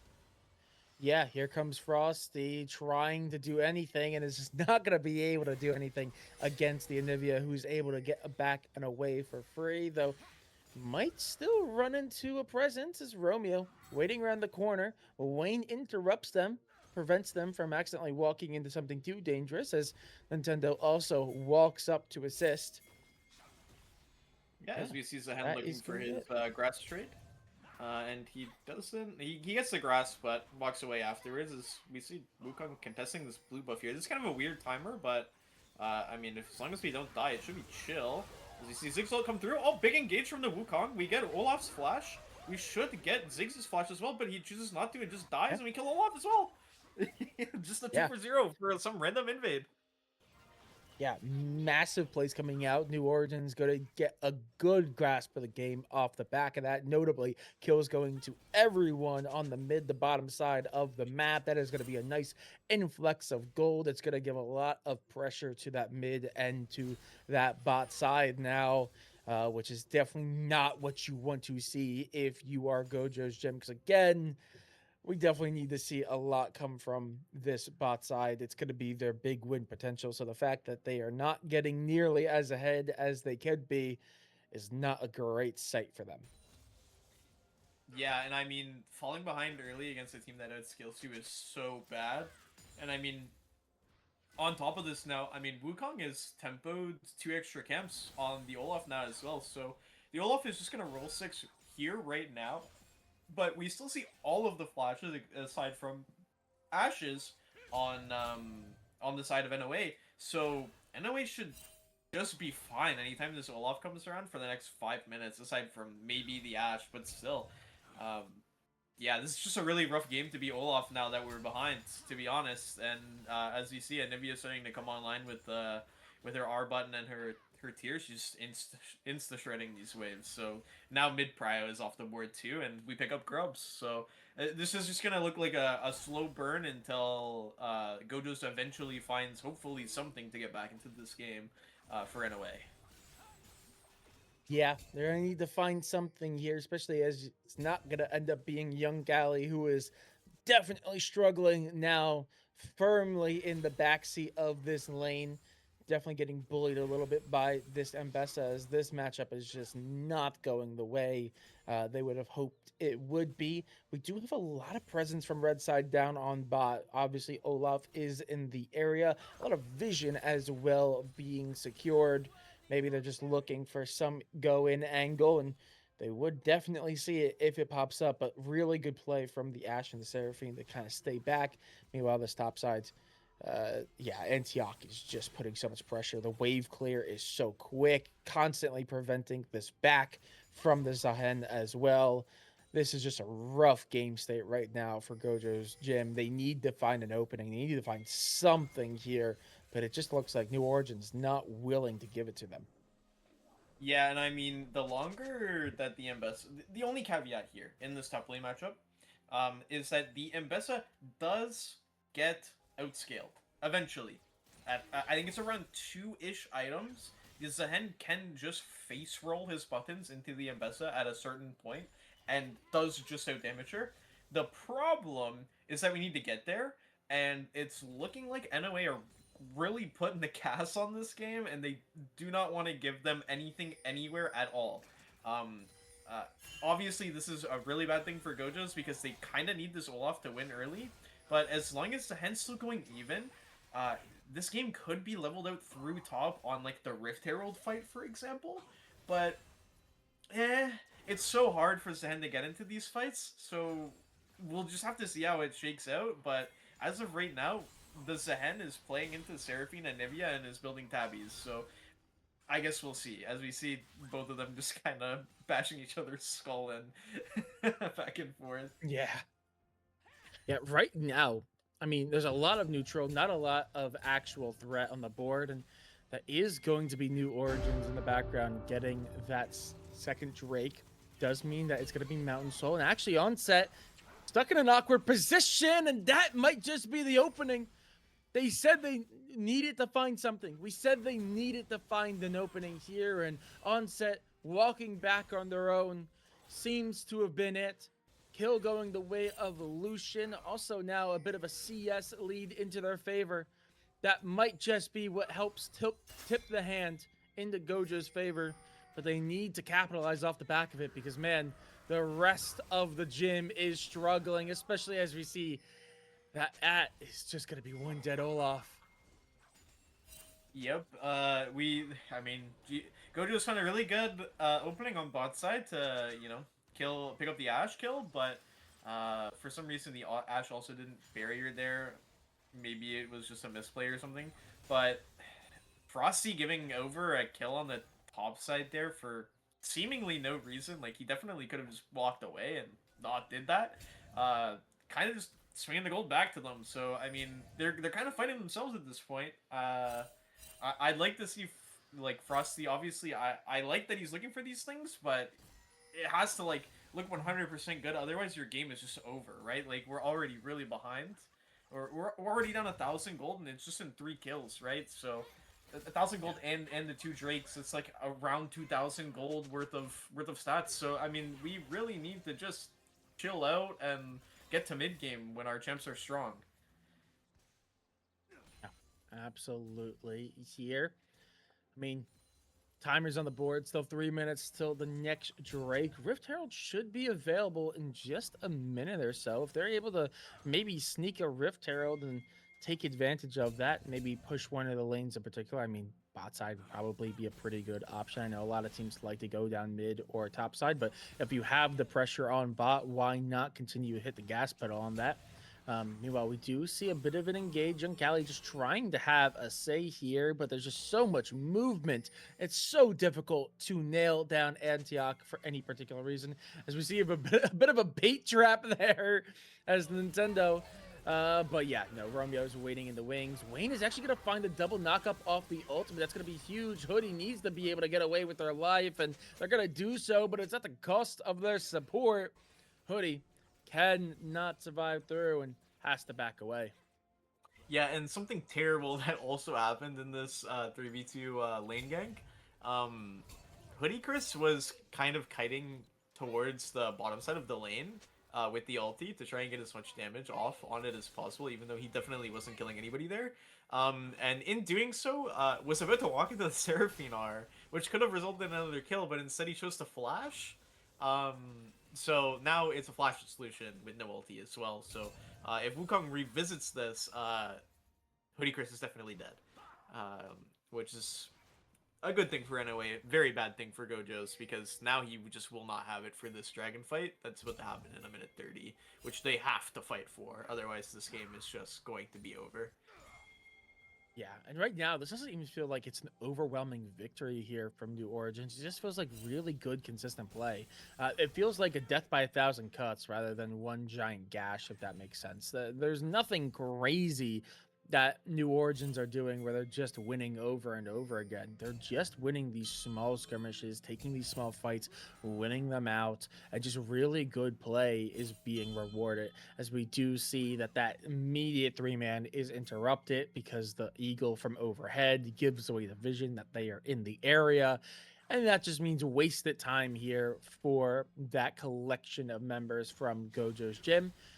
Especially wasted time, seeing as, like you said, we're less than a minute out from this next Drake that is, again, Mountain Soul that is being fought for, which I think both teams will appreciate. Again, there's no outright tank for either of these teams. A lot of damage built in, so whichever team is able to get that soul will be feeling pretty good. And Rift Herald in the background is secured by the Wukong, not even challenged or interrupted by Gojo's gym. So they are just going to hand that one over, and it could be a problem here if they do not find something down on bot side to help get them the next Drake. Yeah, and I mean, we do see Olaf sitting in this tri bush here. He'll get spotted the moment he walks out of it, and Onset and Nintendo should just be able to walk away as long as they don't shove this wave and walk forwards. As we see Nintendo checking it, and we're going to see Bromald come out as Nintendo flashes away, and we get Lucianar as well. Here. Yeah, I don't think Romeo should engage here, but we're looking for it. Okay, but that Ash arrow does come through immediately, then hit by the Encore, and that's one dead Braum, so they're going to take that opportunity. A little bit of a tease of a recall, but no, they are going to be able to go off the back of that and secure this Drake. 6-1, 3 Drakes to none. I say that. Well, it looks like it's going to be a flip because they're TPing for it, yeah. Yeah, actually, no, it's just going to be a challenge, but no, blue team does take it. Okay, but everyone's grouped up. They need to find the damage, but they just do not have it. They do finally find one. Ash the fall. Zahen doing some work. Ziggs gets in on the action and finds a kill as well, as Antioch and Romeo have to back away. The bot lane has been deleted. But that's still the third Drake. And they win out the fight. If that, I think it's more of a 2v2 full trade, but they also do lose that top tier 1 and the Drake in the process. Yeah, I mean, if Frosty managed to find the Drake here. It was probably like a net even play, but you know, since he did not get the dragon and they lost the top tier 2, and it was, I believe it was 3 for 2 that fight as well, right? I think Frosty, Hoodie, and Wayne all died there for that dragon. Now it's like a really net positive play for NOA. They actually gained 1,000 gold off of that. As well, so it's about a 2,000-ish gold lead plus the 1,500 golden stats from the dragons. So you're looking at around a 3.5k gold lead.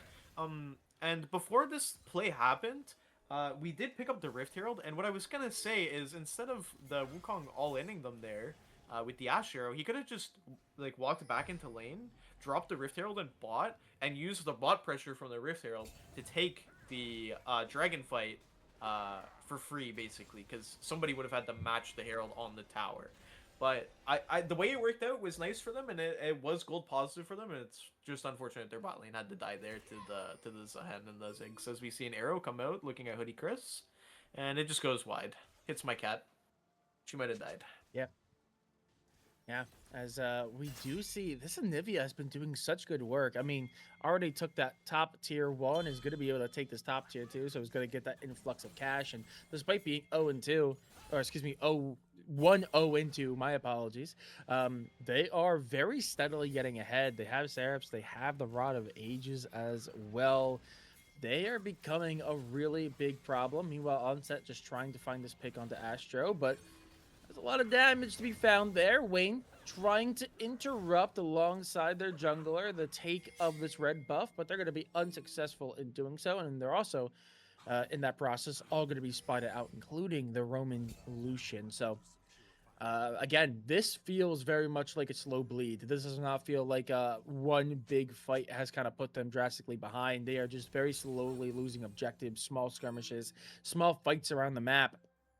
And also just now losing turrets as well, so they're losing control of their own jungle. We need to see a big swing back here. I mean, it's not too far gone. The gold lead's definitely becoming a bit of a problem here. But notably, Baron's going to be up in the next 20, 30 seconds, and the next Drake is up in just under 2. Drake is a must-get here, because it's already soul point for New Origins. If they are able to get soul off of 4 Drakes, this could be looking very, very bad, very, very quickly for Gojos Gym. Yeah, and I mean, it's so tough here because, I mean, if I'm being honest, Romeo is putting on an absolute clinic on Frosty right now. Like, it doesn't look like a ton has happened on like within the game, as it looks like 1,000 cuts as we see the arrow go wide again. That's okay, whatever, it would have got cleansed. I don't think that arrow mattered a ton if it landed. But the Wukong is like literally permanently invading this Olaf, and the Olaf isn't even that much behind in gold, but he is losing every single camp. Like any camp that is available, he is losing, as we see him drive the Herald into the wall. Completely missed what he was going for. And if he has some people trapped, but they're just not gonna fight here. Romeo wants to recall.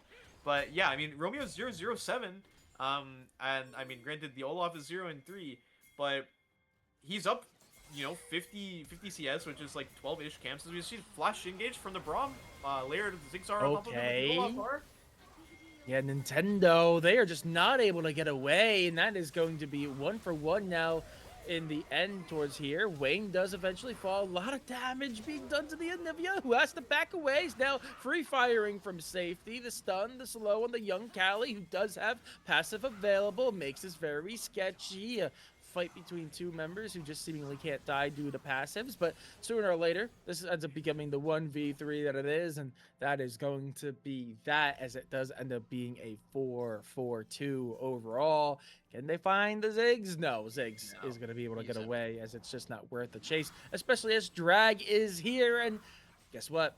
None of Gojos Gym is here to have a say. It's going to be a pretty slow take, but there's nothing really this red side could do about it. So that is going to be soul secured in 4 by New Origins. Yeah, and I mean, if you're Olaf this game, you are punching air and screaming at your monitor, because you couldn't kill them before the Mountain Soul. Like, he just barely came online and barely killed one in that fight before literally everybody on his team exploded. So now that they have the Mountain Soul with the constantly regenerating shields and all the extra resistance stuff, it's unplayable character at this point. Like, maybe now that he has Sexblade, he can run a little faster, but he's still not even on tier 2s, right? Like, good luck getting through all of the slows and all the kite back and the stuns and the knockups and all that stuff.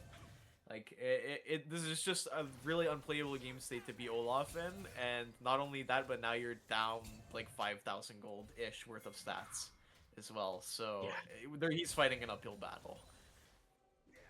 Yeah, this feels like a game that is already mostly lost here. We would need to see something massive come through from Gojo's gym. Again, a big swing back moment, a big team fight, but you just struggle to figure out where it's going to come from. It would probably have to be through the Ziggs or Lucian. I mean, Zahen's been doing pretty good, but Zahen has been pretty heavily targeted. It seems like the Anivia is on Zahen duty and has been doing pretty darn good. Um, I just don't know where you get the kill pressure from because you have a 3-0-4 Ambessa to face down a 2-0-5 Anivia, and also just a 4-3-5 Ash, who's still doing pretty good. Wayne committing the cardinal sin of walking forward is going to be found out. Notably, it does look like it's going to be a Baron turn. Romeo is still hitting it. I mean, if they can just try to force away Gojo's gym, they could try to Olaf's sneak too low to this. contest now. He has to go hit a camp to get Yeah, health and back. that's gonna be a lot of time. The slow Baron take is definitely making this possible. Oh, Romeo Ambessa's in. is choosing to stay on. No, but that's a hero Jonkor that finds two. But we do see young Cali making their way in. No passive available to them. Is going to be burned away. Baron's Meanwhile, gone. Antioch is gonna fall, but Baron has been taken. The objective has been secured, even if it does end up costing them 1-for-1, and that's a pretty big shutdown onto Antioch. But overall, I think that's going to be a net positive, as now these 4 members are going to begin the siege onto the red side base. Yeah, and I mean, if they stole the Baron, game is like maybe sustainable, but I mean, 1-for-1 plus Baron for NOA, like, yeah, we already could really fight them, and now we also have to clear waves. I mean, we have Ziggs to do it, but our Ziggs is really behind. Like, he's building Shadow Flame and not Decap right now, which was probably correct for, like, this game, but since we're so far behind now, without the decap, we are not clearing these waves. It is just so impossible. As long as there's an Anivia R on the incoming wave, when our wave is crashing, like, good luck. Yeah. You can't do it. Yeah, becoming an untenable situation it is, and with that being said, this wave is going to crash, and I have a sneaking suspicion this tower is not going to be able to withstand the full pressure, especially with the grubs. Actually, it just about will, though. That's a huge stun up onto the Zahen, who has to back away because that's a little bit too much damage for their blood. Just one tier left here, or one. Oh, that's a great wall. That puts Astro into an awful spot. Doubt he's going to be able to get away. Or actually, really good flash. Gets him over the wall, but it is going to cost him the turret overall. Yeah, and we still have Seraphine ulti, so we don't exactly have to be super afraid here, because Mbess is marking the Olaf on the side here. So we can just keep using these cannons in both lanes, as long as our Wukong doesn't randomly get 4-man top side here, as long as we call it, we should be good. And we should most likely get 2-ish towers here. We still have 30 seconds or so on the Baron, so yeah, as long as we keep pressure, we should get this bot tower. And then we just don't get engaged on in either side, and we're good. Yeah, Antioch not even really needing that extra bit of buff from the Baron. They are happy to just go and farm this tower on their own. Is eventually going to get a bit of a visit from their allies to help blow through it just a little bit quicker. It also pulls the entirety of the team down to this wave and forces them out of that mid state. So pretty good play, as now there is no external towers left standing. New Origin's going to be feeling pretty good about the state of the map in their favor, especially as just 1 minute now separates them from a possible fight for Elder Drake. Yeah, and I mean, I think that's the only way Gojos gets back into this game, bro. Without, if NOA gets Elder, that Anivia goes from just like slow burning your front line to absolutely slamming them Because the Anivia ends up getting what, double burn at this point? Yeah, because we're at Malignance. So unless you're standing in the Malignance part of the pool, you're only getting double burned. If you're standing in the Malignance part of the pool, you're getting triple burned. Then you're just exploding, right? So if NOA kills them here, the game is over regardless. So we'll see what ends up happening as we're fishing for an engage. Yeah, a There little it bit of is, on the separation here as that's a huge stun up onto the Zahen.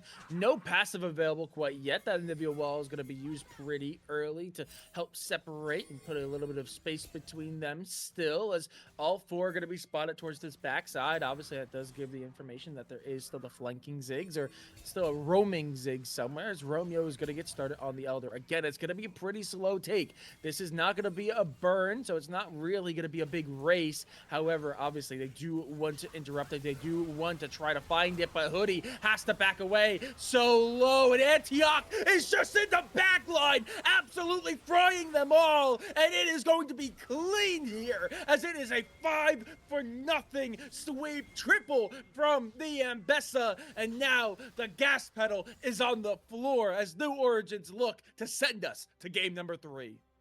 Yeah, and that was really insane engage from the Seraphine plus Ambessa combo, and I mean, he lands on what was it, 3 people there, 2 people there, and I mean, they just explode. Ambessa late game is Ambessa late game, regardless of all the R nerfs or not. So GG's. I know he's gonna send us to a 3rd game, and hopefully you know, the good guys win. Absolutely. Massive win there for New Origins. A massive comeback win, or not comeback in the sense of this game, but more in the sense of going down the first map pretty convincingly. Seemingly, when you let Romeo play the champion that he prefers, he actually does a pretty darn good job of it, doing really good to help set the team. I think last I checked, they were 0-7. I'm sure that's closer to 10 or 12 now. But massive performance. 0-14 for the Wukong, the true support in this game. Even has less kills than the Seraphine. But yeah, absolutely massive performance from them. I'm going to take a look at the stats because I do really want to see. Yeah, it really just felt like no one on the side of Gojo's gym really got into second gear. They were all stuck on first and could not really get any foothold in. But with all that being said, of course, best of 3, and now we have it split 1-1. We have the decider coming up, but before we go there, we are going to send it to a quick break. Don't go anywhere. Game 3 in just a couple of minutes.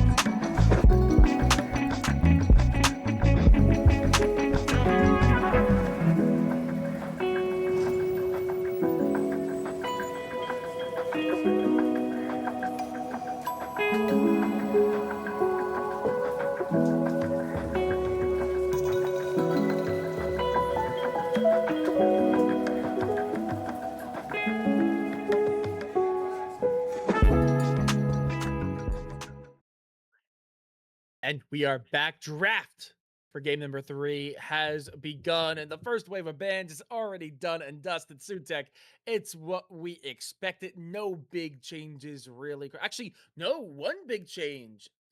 One of the dogs has been let out.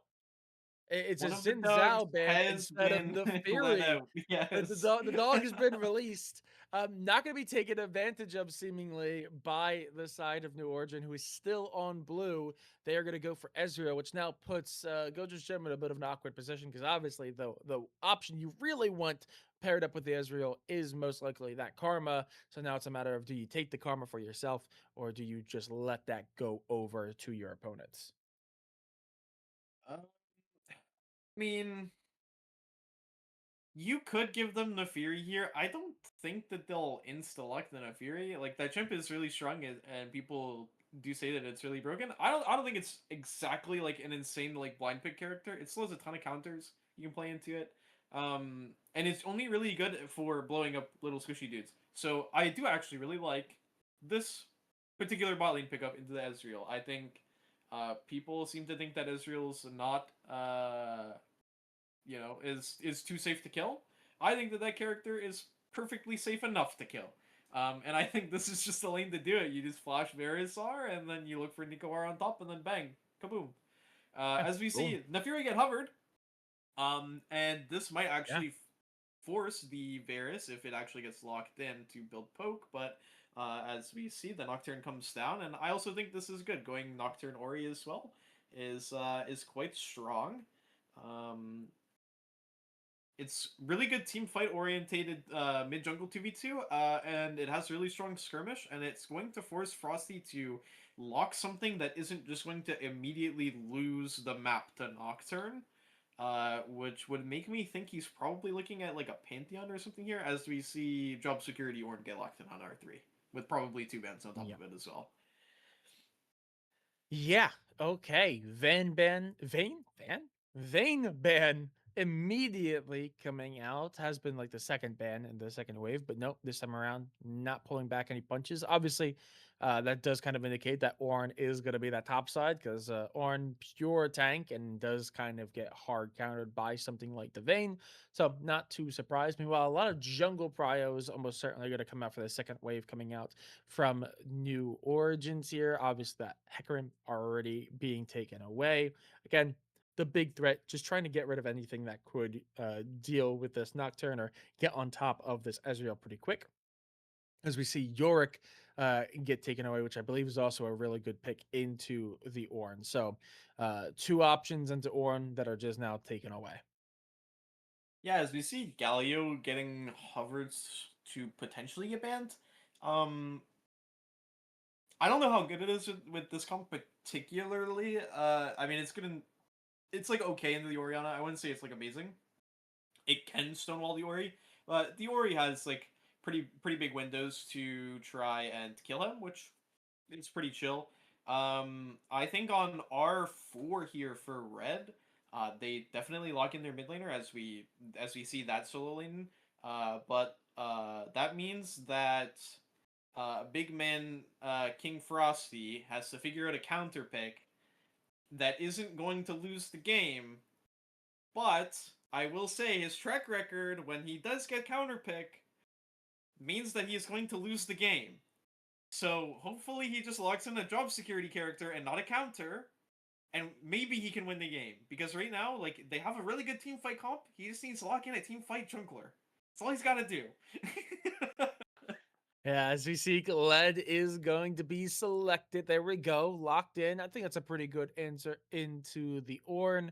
A pretty good staple character. Usually not one that we see first locked in to a lane, but is always a pretty good, counter to a lot of the more stable characters, especially something akin to the Ornn.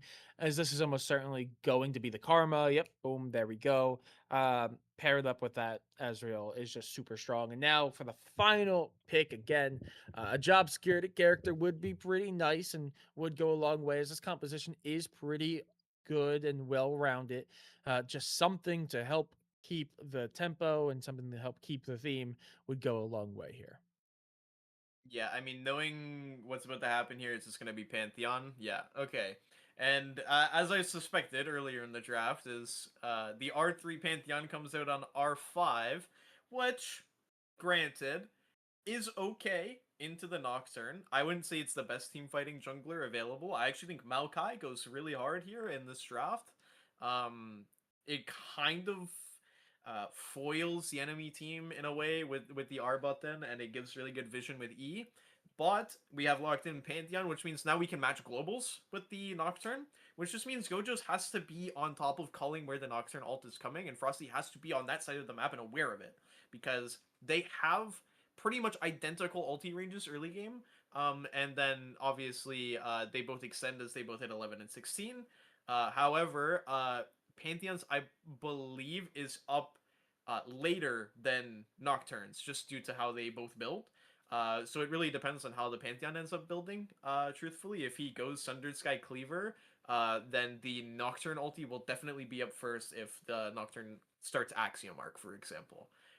So we'll see how that shakes out, but otherwise, I think The mid matchup is pretty 50-50. I'm not the best at knowing how the mid matchups go, but I think the bot matchup is the most volatile matchup in this game.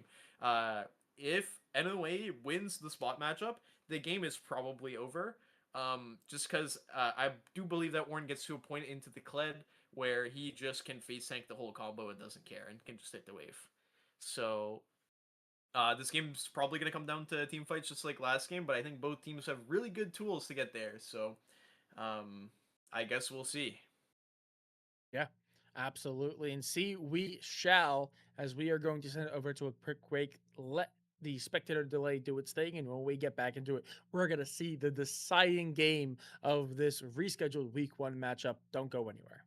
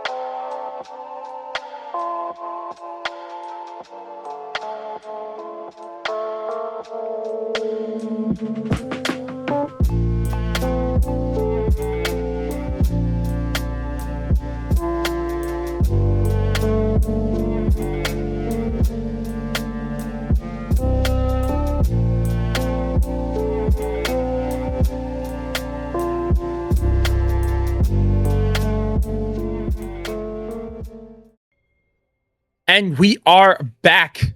Decider in action here as we have Gojo's Gym versus New Origins. New Origins take game 2 in pretty convincing fashion. A war of attrition won as two members of opposing teams are mere inches away, as that's a good sleep onto the Oriana. There's not a lot of mobility to get that character out of trouble, and that is just going to be one dead robot. And that is going to be a first kill going over to Gojo's Gym early. Yeah, and I mean, it's a kill on the Pantheon too, which means that he can maybe run the map for a little bit, but I guess we'll see what he does with the extra 300 gold as Oriana comes back in on the TP and gets immediately slept and loses a trade, which is a little rough, but oh well. It's a little bit of poke, no big deal. Yeah. Absolutely. As we see a bit of a reset and slowdown from across all three lanes. Both junglers starting on the exact same side, both going to be starting towards top, which means there's going to be a lot of pressure down towards that bottom side, especially after the first clear has been completed. You'd imagine we might see a little bit of presence pretty early on, especially as they are two pretty aggressive. Actually, I say that they are aggressive, but I think both of them need their level 6 to really make much of a difference. So actually, I don't think we're going to see much presence from them until we get towards that level 6 marker for the junglers. Yeah, I agree. Both junglers should just be power farming the 6. Honestly, same for the Gojo spot lane. They probably shouldn't interact really too much pre-6 as well. That's when they are the stronger pair in the 2v2. However, in the mid lane here, we see the Zoe is hard trading, and looks like bot lane's also hard trading as Ezreal pops a barrier, and so does Varus. We're just hard trading everywhere. But I was going to say is mid lane and top lane are going to be the two lanes that are going to be fighting the most early on the side of Gojos at least. for the mid lane, and then Noah for the top lane, and then obviously Ezreal Karma is Ezreal Karma. They're gonna push no matter what. So, uh, we'll kind of just see how these lanes trickle out. But as Pantheon gets closer and closer to the spot side, and as this wave starts to slowly come in, he might attempt a little ganky poo, as they call in the business. Absolutely, that is the professional term, of course. As we do see Astro Boy having to play this a little save, actually a really good read, does some serious damage to into Barbie, but not quite enough for a kill. And pots are having to be ingested across the way to try to sustain themselves in lane. This top side, though, is one of the big matchups to watch out for, as Young Galley is starting to get punished pretty hard. Yeah, and I mean, Kled is supposed to kind of maul, I guess, the Ornn early game. It gets harder as we see the Orianna walks into the bubble and dies. Should die. Dies.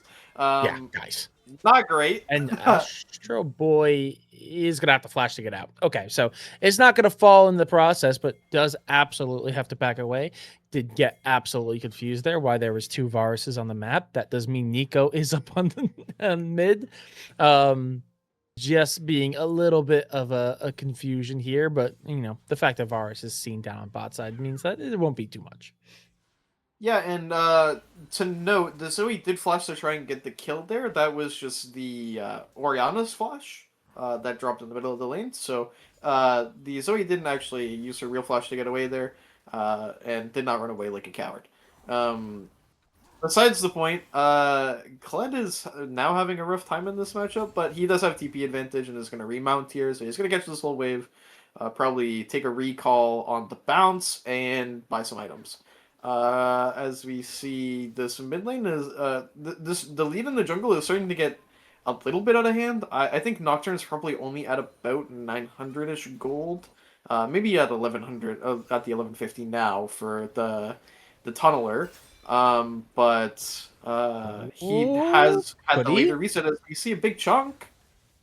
Yeah, a lot of damage being the done as Wayne has to stand in front and start taking some damage as their ADC is very low. Is going to force the recall back from both of the red side bot laners. Meanwhile, we do see the Ezreal fall back as well.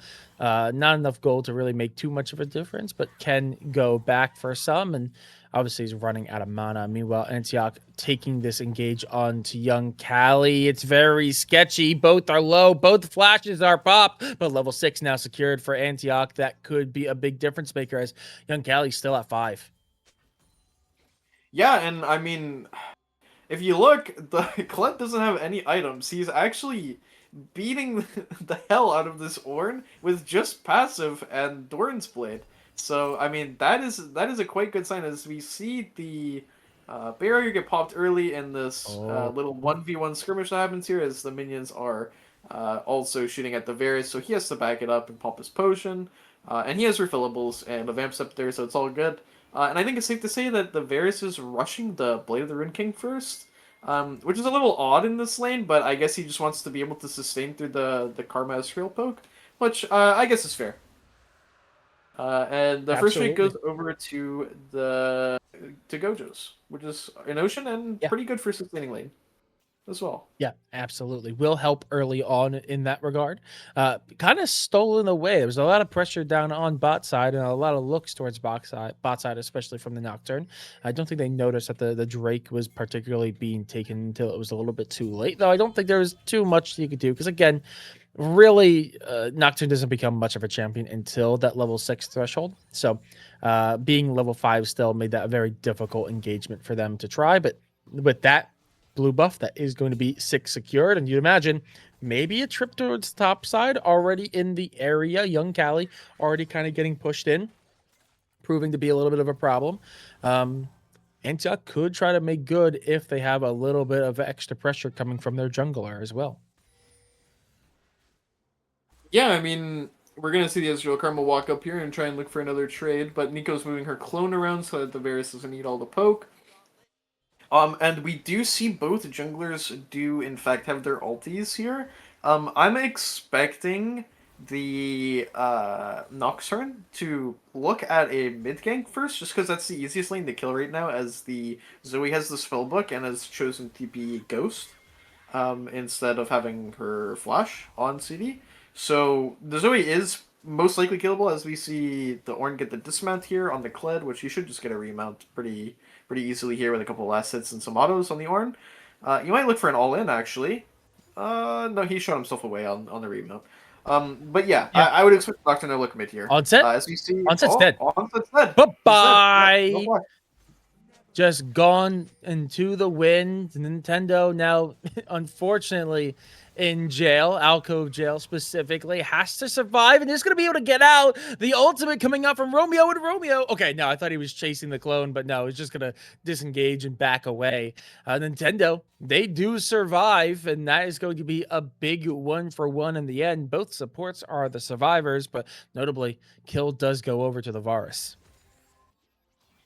Yeah, I mean, Varus getting the kill there is good, but Nocturne answering back and getting a kill on his first ulti is also equally as big for the side of NOA. If Nocturne didn't find a good ulti angle there and get a kill, the rest of the game was going to be quite rough on him, because now he should, I'm assuming he took Ultimate Hunter in his tree, which most of them do, and now he has an Ultimate Hunter stack, so now his ulti will be on a lower cooldown than next time he presses it. So now we just need to be cognizant for the Pantheon ult that can come down, as he is attempting to look at bot lane, but I guess we'll see, as maybe they see him in jungle. They are pinging it, so I'm not too sure. And Zoe's going to find a big trade here with the sleep of the Q. Yeah, notably a pretty good response here from the Orianna, but again, the Q just does so much damage. That's a huge sleep. There's a potential here. There we go. Astro with a really good set of plays and good ability timing, and is able to secure that pick, and is also able to get Romeo drowsy and asleep, and should be able to hit one onto Romeo. And with the Pantheon nearby, that is going to force out the flash, and Romeo has to be careful. Yeah, I mean, the Pantheon probably should have flashed for the triple WQ there. Romeo was, like, definitely dead because he mistimed his spell shield. But, yeah, no, this is just going to afford Gojos the grubs. And, I mean, so far so good for Gojos. Like, I would not necessarily say they get outscaled this game. And they're going blow for blow pretty much. I mean, they have a, 1,300-ish gold lead right now after the grubs. Plus grubs plus first strike, so... all's going well so far, and hopefully they continue their momentum, because last game they really didn't show us too much, as we see everything getting blown on Romeo here, and he's just definitely dead. Yeah, he's a goner. Antioch does pop the ultimate to try to say something. Ooh, that shot goes wide. Meanwhile, Drowsy falling asleep towards that back, and in a pervy world is just able to get half, but there's a lot of low health bars as Antioch is not done yet. Can they find two? Double kill onto the Orianna before she does finally fall. Now we see Antioch try to go back in on the Astro Boy, unable to do so, but that is going to be a 2-for-1 in the end. A huge play.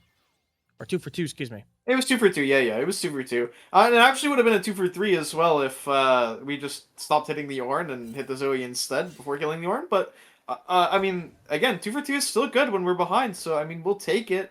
Unfortunately, the Zoe and the Pantheon are getting really fed, and these are, like, the two members on the whole team that you do not want to play against when they're fed. So, we need to find a way to circumvent some of the gold that's going to them. But, yeah, I mean, Astro Boy is putting on a clinic on this Zoe right now. He's... doing his absolute best to win the game 3 of the Toilet Bowl match here for Group B. It really is 2-0-3, 100 gold bounty already secured, by the way, at just 12 minutes, or just about 12 minutes. We do see this bot lane. It's still pretty even right now. A little bit of a CS lead in favor of the Ezreal, but that one kill into the pockets of the Varus is kind of counteracting any gold lead that they would have. So very balanced down there. It's really between this Orianna and Zoe. Both are having so much impact. It's really a matchup to see who can get the better in these team fights. Meanwhile, on the top side, this sword's struggling. Quite frankly, Antioch is outright winning this lane. Is constantly definitely putting pressure onto young Callie. Obviously, we did see Kled have to come off there, but it's not going to be for very long as Antioch is already pushing back in and should be able to get remounted in just a few seconds. And young Callie is immediately going to be back on the back foot once again as Drake is up and it's Mountain Drake. So that's going to be the case. No Mountain Soul or Ocean Soul to play for this time around. Yeah, and I think Antioch is just looking to proc his Demolish here and leave, and then he's going to try and recall. Most likely, he might stay for the wave actually, but I think that might be a mistake as I think we would rather take the recall here and try and TP for the Drake if our Nocturne Ori are up for it. But maybe the calm is that we're just gonna give over this Drake and we're going to play first tower top and get some gold back on the map. But this puts a really rough state on what's about to happen here as we see the Nocturne go in and the Ornn flashes and presses his R button and it's gonna go back onto Romeo and he's just gonna live and the Gled gets dismounted and they have to hit this wave and Ornn's just gonna get out. Yeah, I mean the recall is gonna be slowed, but that is going to be the Pantheon ultimate now to have to say, but it's a 2v3 in the end. Frosties has to back away themselves. That's a big ult cooldown to use for seemingly not too much, but Romeo gonna get hit by that Q, does a lot of damage, but the shot goes a little bit wide. Does Astro Boy have it? Yes, they do. They can get that cleanup, but ends up being a 1-for-1 as now the Ornn falls sleepy. Astro Boy has it, but oh no, Astro does fine too. Astro is now becoming an absolute demon. I guess Celestial Being is more accurate, seeing as they are playing Zoe. 4-0-3. First item built, tier 2 boots, and I don't think Astro is looking to slow down anytime soon. Yeah, I mean, Astro Boy is definitely showing his Zoe mastery here, taking after his ADC's love interest. But I mean, we'll see if he keeps going, keep being able to find all of these high tempo, high pressure plays during the mid game here, because I mean, I think that's where the Ori Nocturne Kled combo really strives and is able to find its as long as it's able to find its footing in this first mid game fight that happens for this third dragon, the game could potentially still be out of Gojo's hands. Like the gold is still 1k apart. Minus all the little stats you get from the dragons, it's only 1k apart. So we're not at some exponential gold lead that is not comebackable from, right? Kled is about to get first tower. He's up 30 CS. Mid lane is relatively even despite the kills. Ori's on 1 item, Zoe is on 1.5 items. Or I guess she just took 2 items. So mid lane's a little behind now, but everywhere else is pretty even, right? So as long as we don't let the Zoe do what she wants and we actually hard engage and play on our hard engage, game is still in our hands, I feel. Yeah. But definitely going to be a little bit of a mountain to climb, about a 1k gold lead, though that is certainly going to help. Tier 1 falling down on bot side, but taking a look around, I mean, that tier 1 on mid is not long for the world. There we go, destroyed. So 3 turrets gone across the map. Tier 1s for both the red side extremities and then the one in the middle for blue side. So a little bit of lost control in the jungle for Gojo's gym. But young Callie finally getting a little bit of time on their own. Just getting some time to CS, close that gap a little bit, get a turret plate or 2. Antioch's now back, and all that fun time and quiet time and peaceful time is out the window. Suddenly Antioch is going to try to have a say. We do see an attempt here onto the Rift Herald. I don't know if there's really anything Gojos can do in this situation. It's just a little bit too much for them right now. But Antioch is going to take this fight on young Callie up towards top side. A little bit risky as Pantheon's right there, but in the end, everyone's just going to do a little bit of poking, prodding, a little bit of damage, checking out where everyone is, and it's going to be a 0-for-0. No big fight secured, but they do get the Rift Herald off the back of it. Yeah, and I mean, it's a nice little consolation prize, of course. I mean, obviously we don't have objective bounties or anything yet because the gold lead isn't incredibly out of hand, but we can maybe use this Rift Herald as we're going to see another giant chunk come out, and that's half of Ori's HP from a very, not super long range Q from the Zoe, so that's a little scary. But yeah, we can use this Rift Herald to get back some gold, maybe open up mid, open up the map a bit, get some deeper vision, play for some picks, and hopefully find a good fight on the Drake that's about to spawn in 40 seconds. So that's what I want to see them do. Is I want them to open this Rift Herald mid, force enemy team to basically walk down mid into the Kled ulti, and hopefully, fingers crossed, we can find a kill on the Zoe and get this 550 gold shut down. Ideally. Yeah. We do see mid lane opening up a little bit. Drake is up in less than 20 seconds, 15 now. So that's going to be objective to play for. And right now, Gojos all in the area. They're looking to get Soul Point pretty darn quickly. And right now, there's not a lot of presence, especially with this recall coming in from the Orianna. That is going to almost certainly be a sign that they are not even going to try to go for it. They're just going to try to get something else on the side of the map, mainly this mid-tier 1, which is certainly going to fall, even if it's a little bit slower than anticipate. But that's going to be the mid-tier 1. They got something up on the top lane as well, but both top laners are going to make their way down, and it looks like Gojos wants a bit of a fight here. All 5 members present. It's a full 10-man fight if they choose, if they elect to go for it, but it looks like New Origins just do not want to try, and they are going to go for the full recall.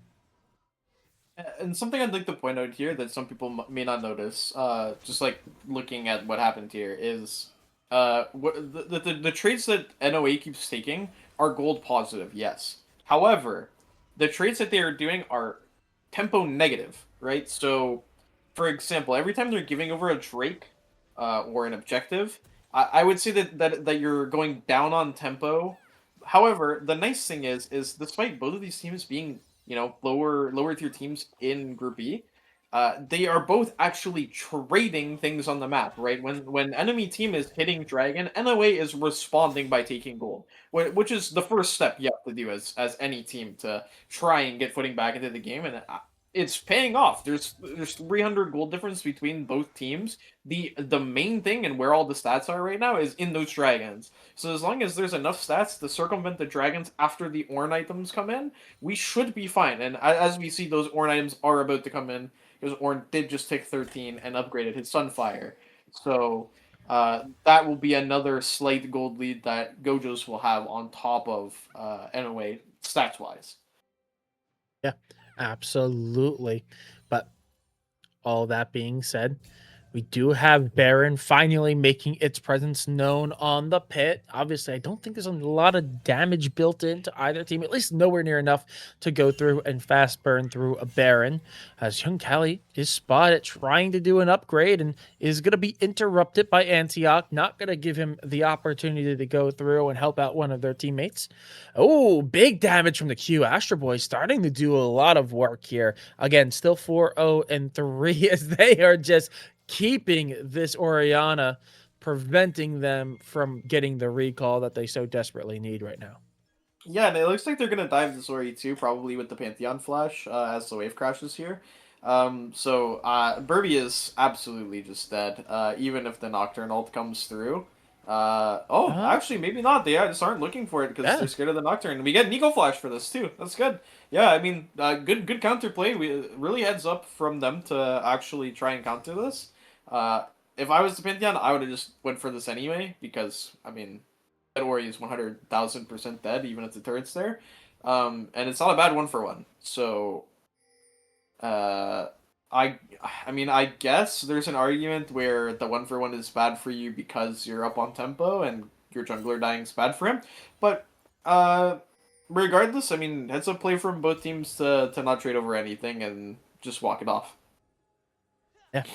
Absolutely. As we see vision being cleared out here by New Origins. Not going to go for the Baron, but at least deny that information. But unfortunately for New Origins, they do not see that hidden ward that is giving so much info away. Like the fact that the jungler has moved away from Baron. So there's no risk of that Baron being taken, at least not right now. Next Drake, minute and 17. This is one that has to be attempted by New Origins. They've been giving over 3, and like you said, have been getting a lot of value for giving up those Drakes, which is fine and good. But a soul is a very different point, and a soul would be very dangerous to lose. And now Gojos, after that last Drake, are at soul point. So they need to at least try to recontest. They have closed that gap to just about 300. So it's a pretty even affair. If they are able to just find one opening, just something in order to close the gap or even push themselves into a little bit of advantage, if they could find even damage onto the Pantheon early, that could be a huge difference maker. As you see, everyone is slowly making their way down. This is going to be a full-on brawl. Yeah, and I'm not sure if Ornn gets to give Ornn items at 14 or 15. I think it might be 15, but oh no, it is 14. He's upgrading the Pantheon right now. So yeah, Pantheon is about to have a Sundered Sky upgrade, which means that the gold lead is probably around 2,000 stats wise. As we just need to go hit the dragon, guys. Let's not get poked out by Zoe the whole time before we even try. Yeah, notably, Zoe not doing a lot there, but we'll have to wait and see. I mean, Antioch has taken a bit of damage, and there we go. The combo, the in from the Nocturne paired up with the Orianna. It's very, very sketchy. 2 for 1 so far, but the health bars are just dropping too quickly for New Origins. They're able to find the 1, but it looks like they're not going to be able to find anything else besides maybe Faster Boy. No. They're not. Forest goes crazy, finds 3, and that is going to be the team fight win for Gojos. They're going to get the soul as well, Hextech soul, in their favor, and that is going to give them a pretty substantial lead. It puts the gold lead now at just about 3,000. Yeah, and I mean, they're also most likely going to get this Baron as well. The death timers are still about 15 seconds on the important members, the 2 solos. And Nocturne's ulti is not up yet, so, I mean, good chance NOA does try and contest, but 0% chance that Gojos ever falls here. The big thing there with that fight is the Nocturne Ori ulted the front line and not the back line of Gojos, as we see the Baron go down, and Kled's in for the fight here as he gets slept. Ornn flashes away so he doesn't get feared, and the Nocturne instantly dies, so the Varus combo, as Antioch is slept as well, and the Nico ulti's gonna come down and hit the backline, so it's looking like NOA is just DOA on this fight, actually. I mean, it's very sketchy. They are able to get 1, which is something, but unfortunately, despite low health bars, that Baron buff is just a little bit too much paired up as well with that Hextech Soul. There is just too much damage, and that's now 2 full wipes back to back for major jungle objective team fights. And this is going to get very scary for New Origins very quickly. DOA, I believe, might be the correct term, as you put it, as that is going to be the mid-tier 2 gone. I don't know if this wave is going to be enough for anything on this tier 3. No. Wave. They're just going to... But they are going to back, and there's so much gold now in the pockets of the entirety of the team that this item spike is going to be pretty darn significant, almost. Okay, they need to get out, flash over the wall, nearsight it. Very little information to work on, but they're able to get back to the rest of the team, who's going to protect the Zoe on the way out. Yeah, and really, really well played from the Zoe to time the flash to the Nocturne engage, and as Kled ulties the Krug pit. Okay. Maybe he just misclicked his R button or something, as they are now in a pause. But yeah, I mean, Gojos turned the, what was it, like a 500 gold lead into a 7,000 gold lead as we're back in the game. And since this is League of Legends, this game is going to pause for a brief moment as we come out of spec. It may not do it just because it was such a short pause, but if it does do it, just know it's the small indie company's terrible spaghetti code. As the Elder is going to come up in 3 minutes and 30 seconds. I imagine the game will probably end before that happens. And yeah, here is the infamous League of Legends pause. Small indie dev company, you know? Gotta give them a lot of credit.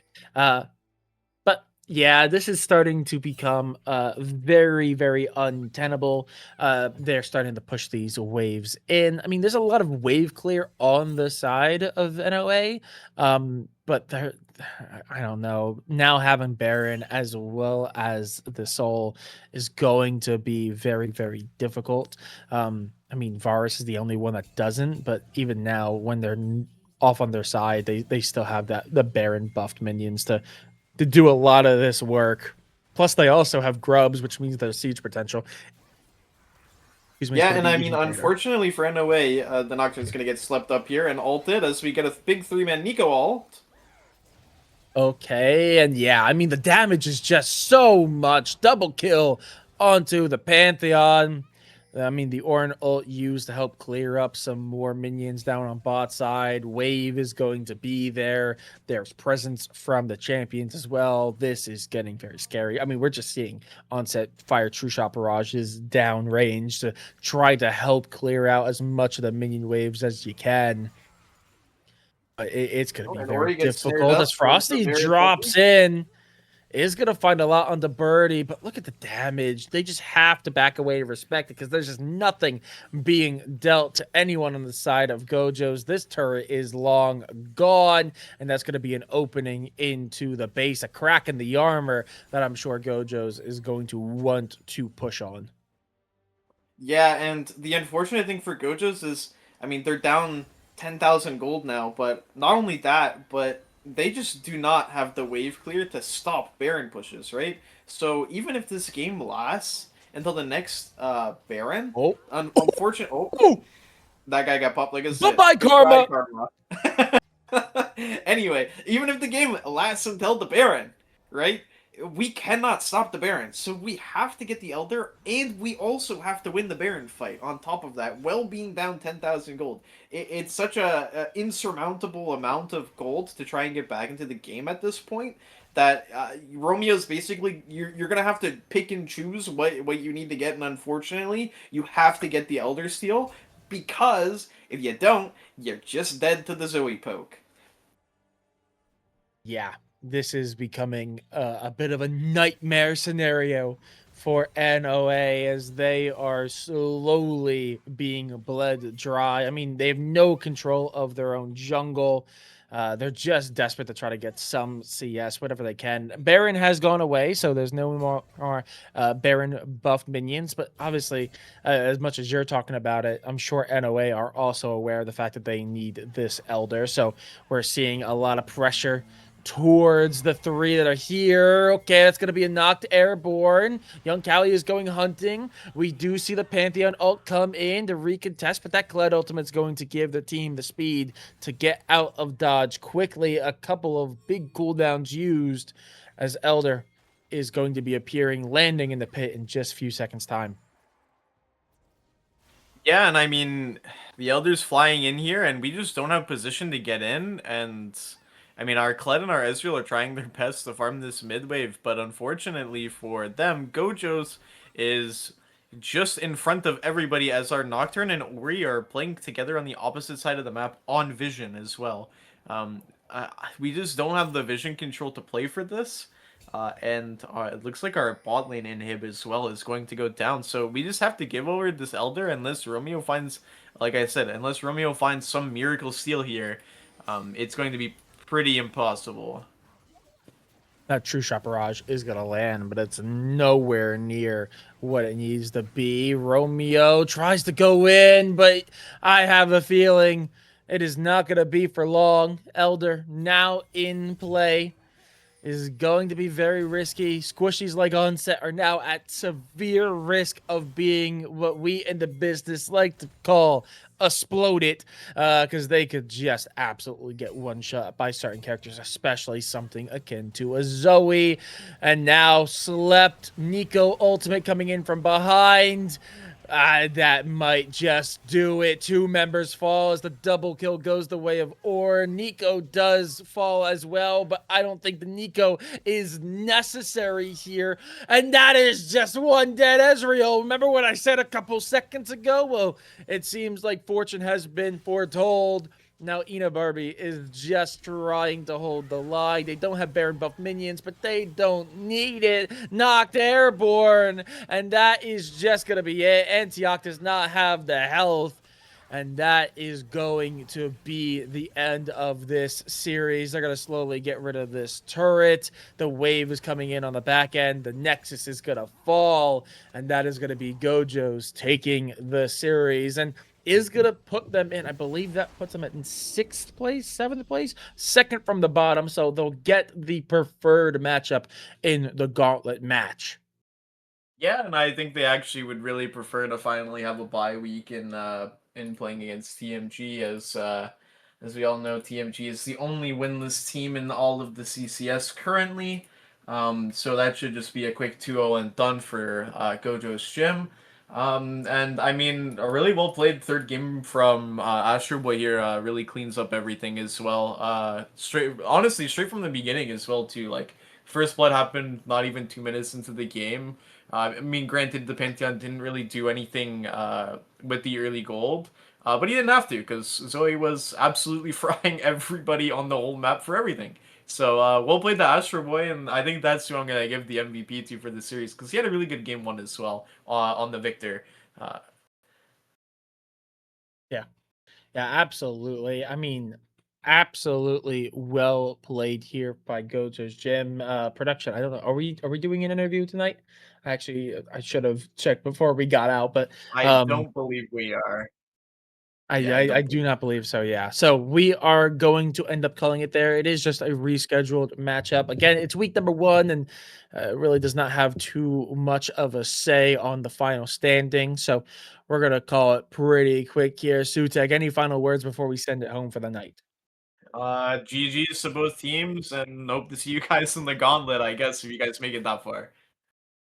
Absolutely. But with that being said, of course, got to give special shout outs everyone behind the scenes, making sure that the tournament runs smoothly. Of course, special shout out to Yusu Tech co-caster, doing a wonderful job on the color. Of course, Pop Tart, who's been doing double duty behind the scenes, both observing and producing, doing an incredible job at it. And of course, the players for making this game enjoyable and entertaining for everyone at home. And of course, you guys at home, because if you're not watching, what are we doing it for? Thank you so much for watching. You can check out when the next matchup is. I believe our next stream is Thursday. I could be wrong, but I think it is on Thursday. Yes, it has been confirmed. So check it out on Thursday. And of course, next week, I believe, is week number 8 of our regularly scheduled programming. So there's a lot more CCS action to watch out for. Check out the socials, join the Discord. Thank you so much for watching. We'll see you next time. Bye-bye.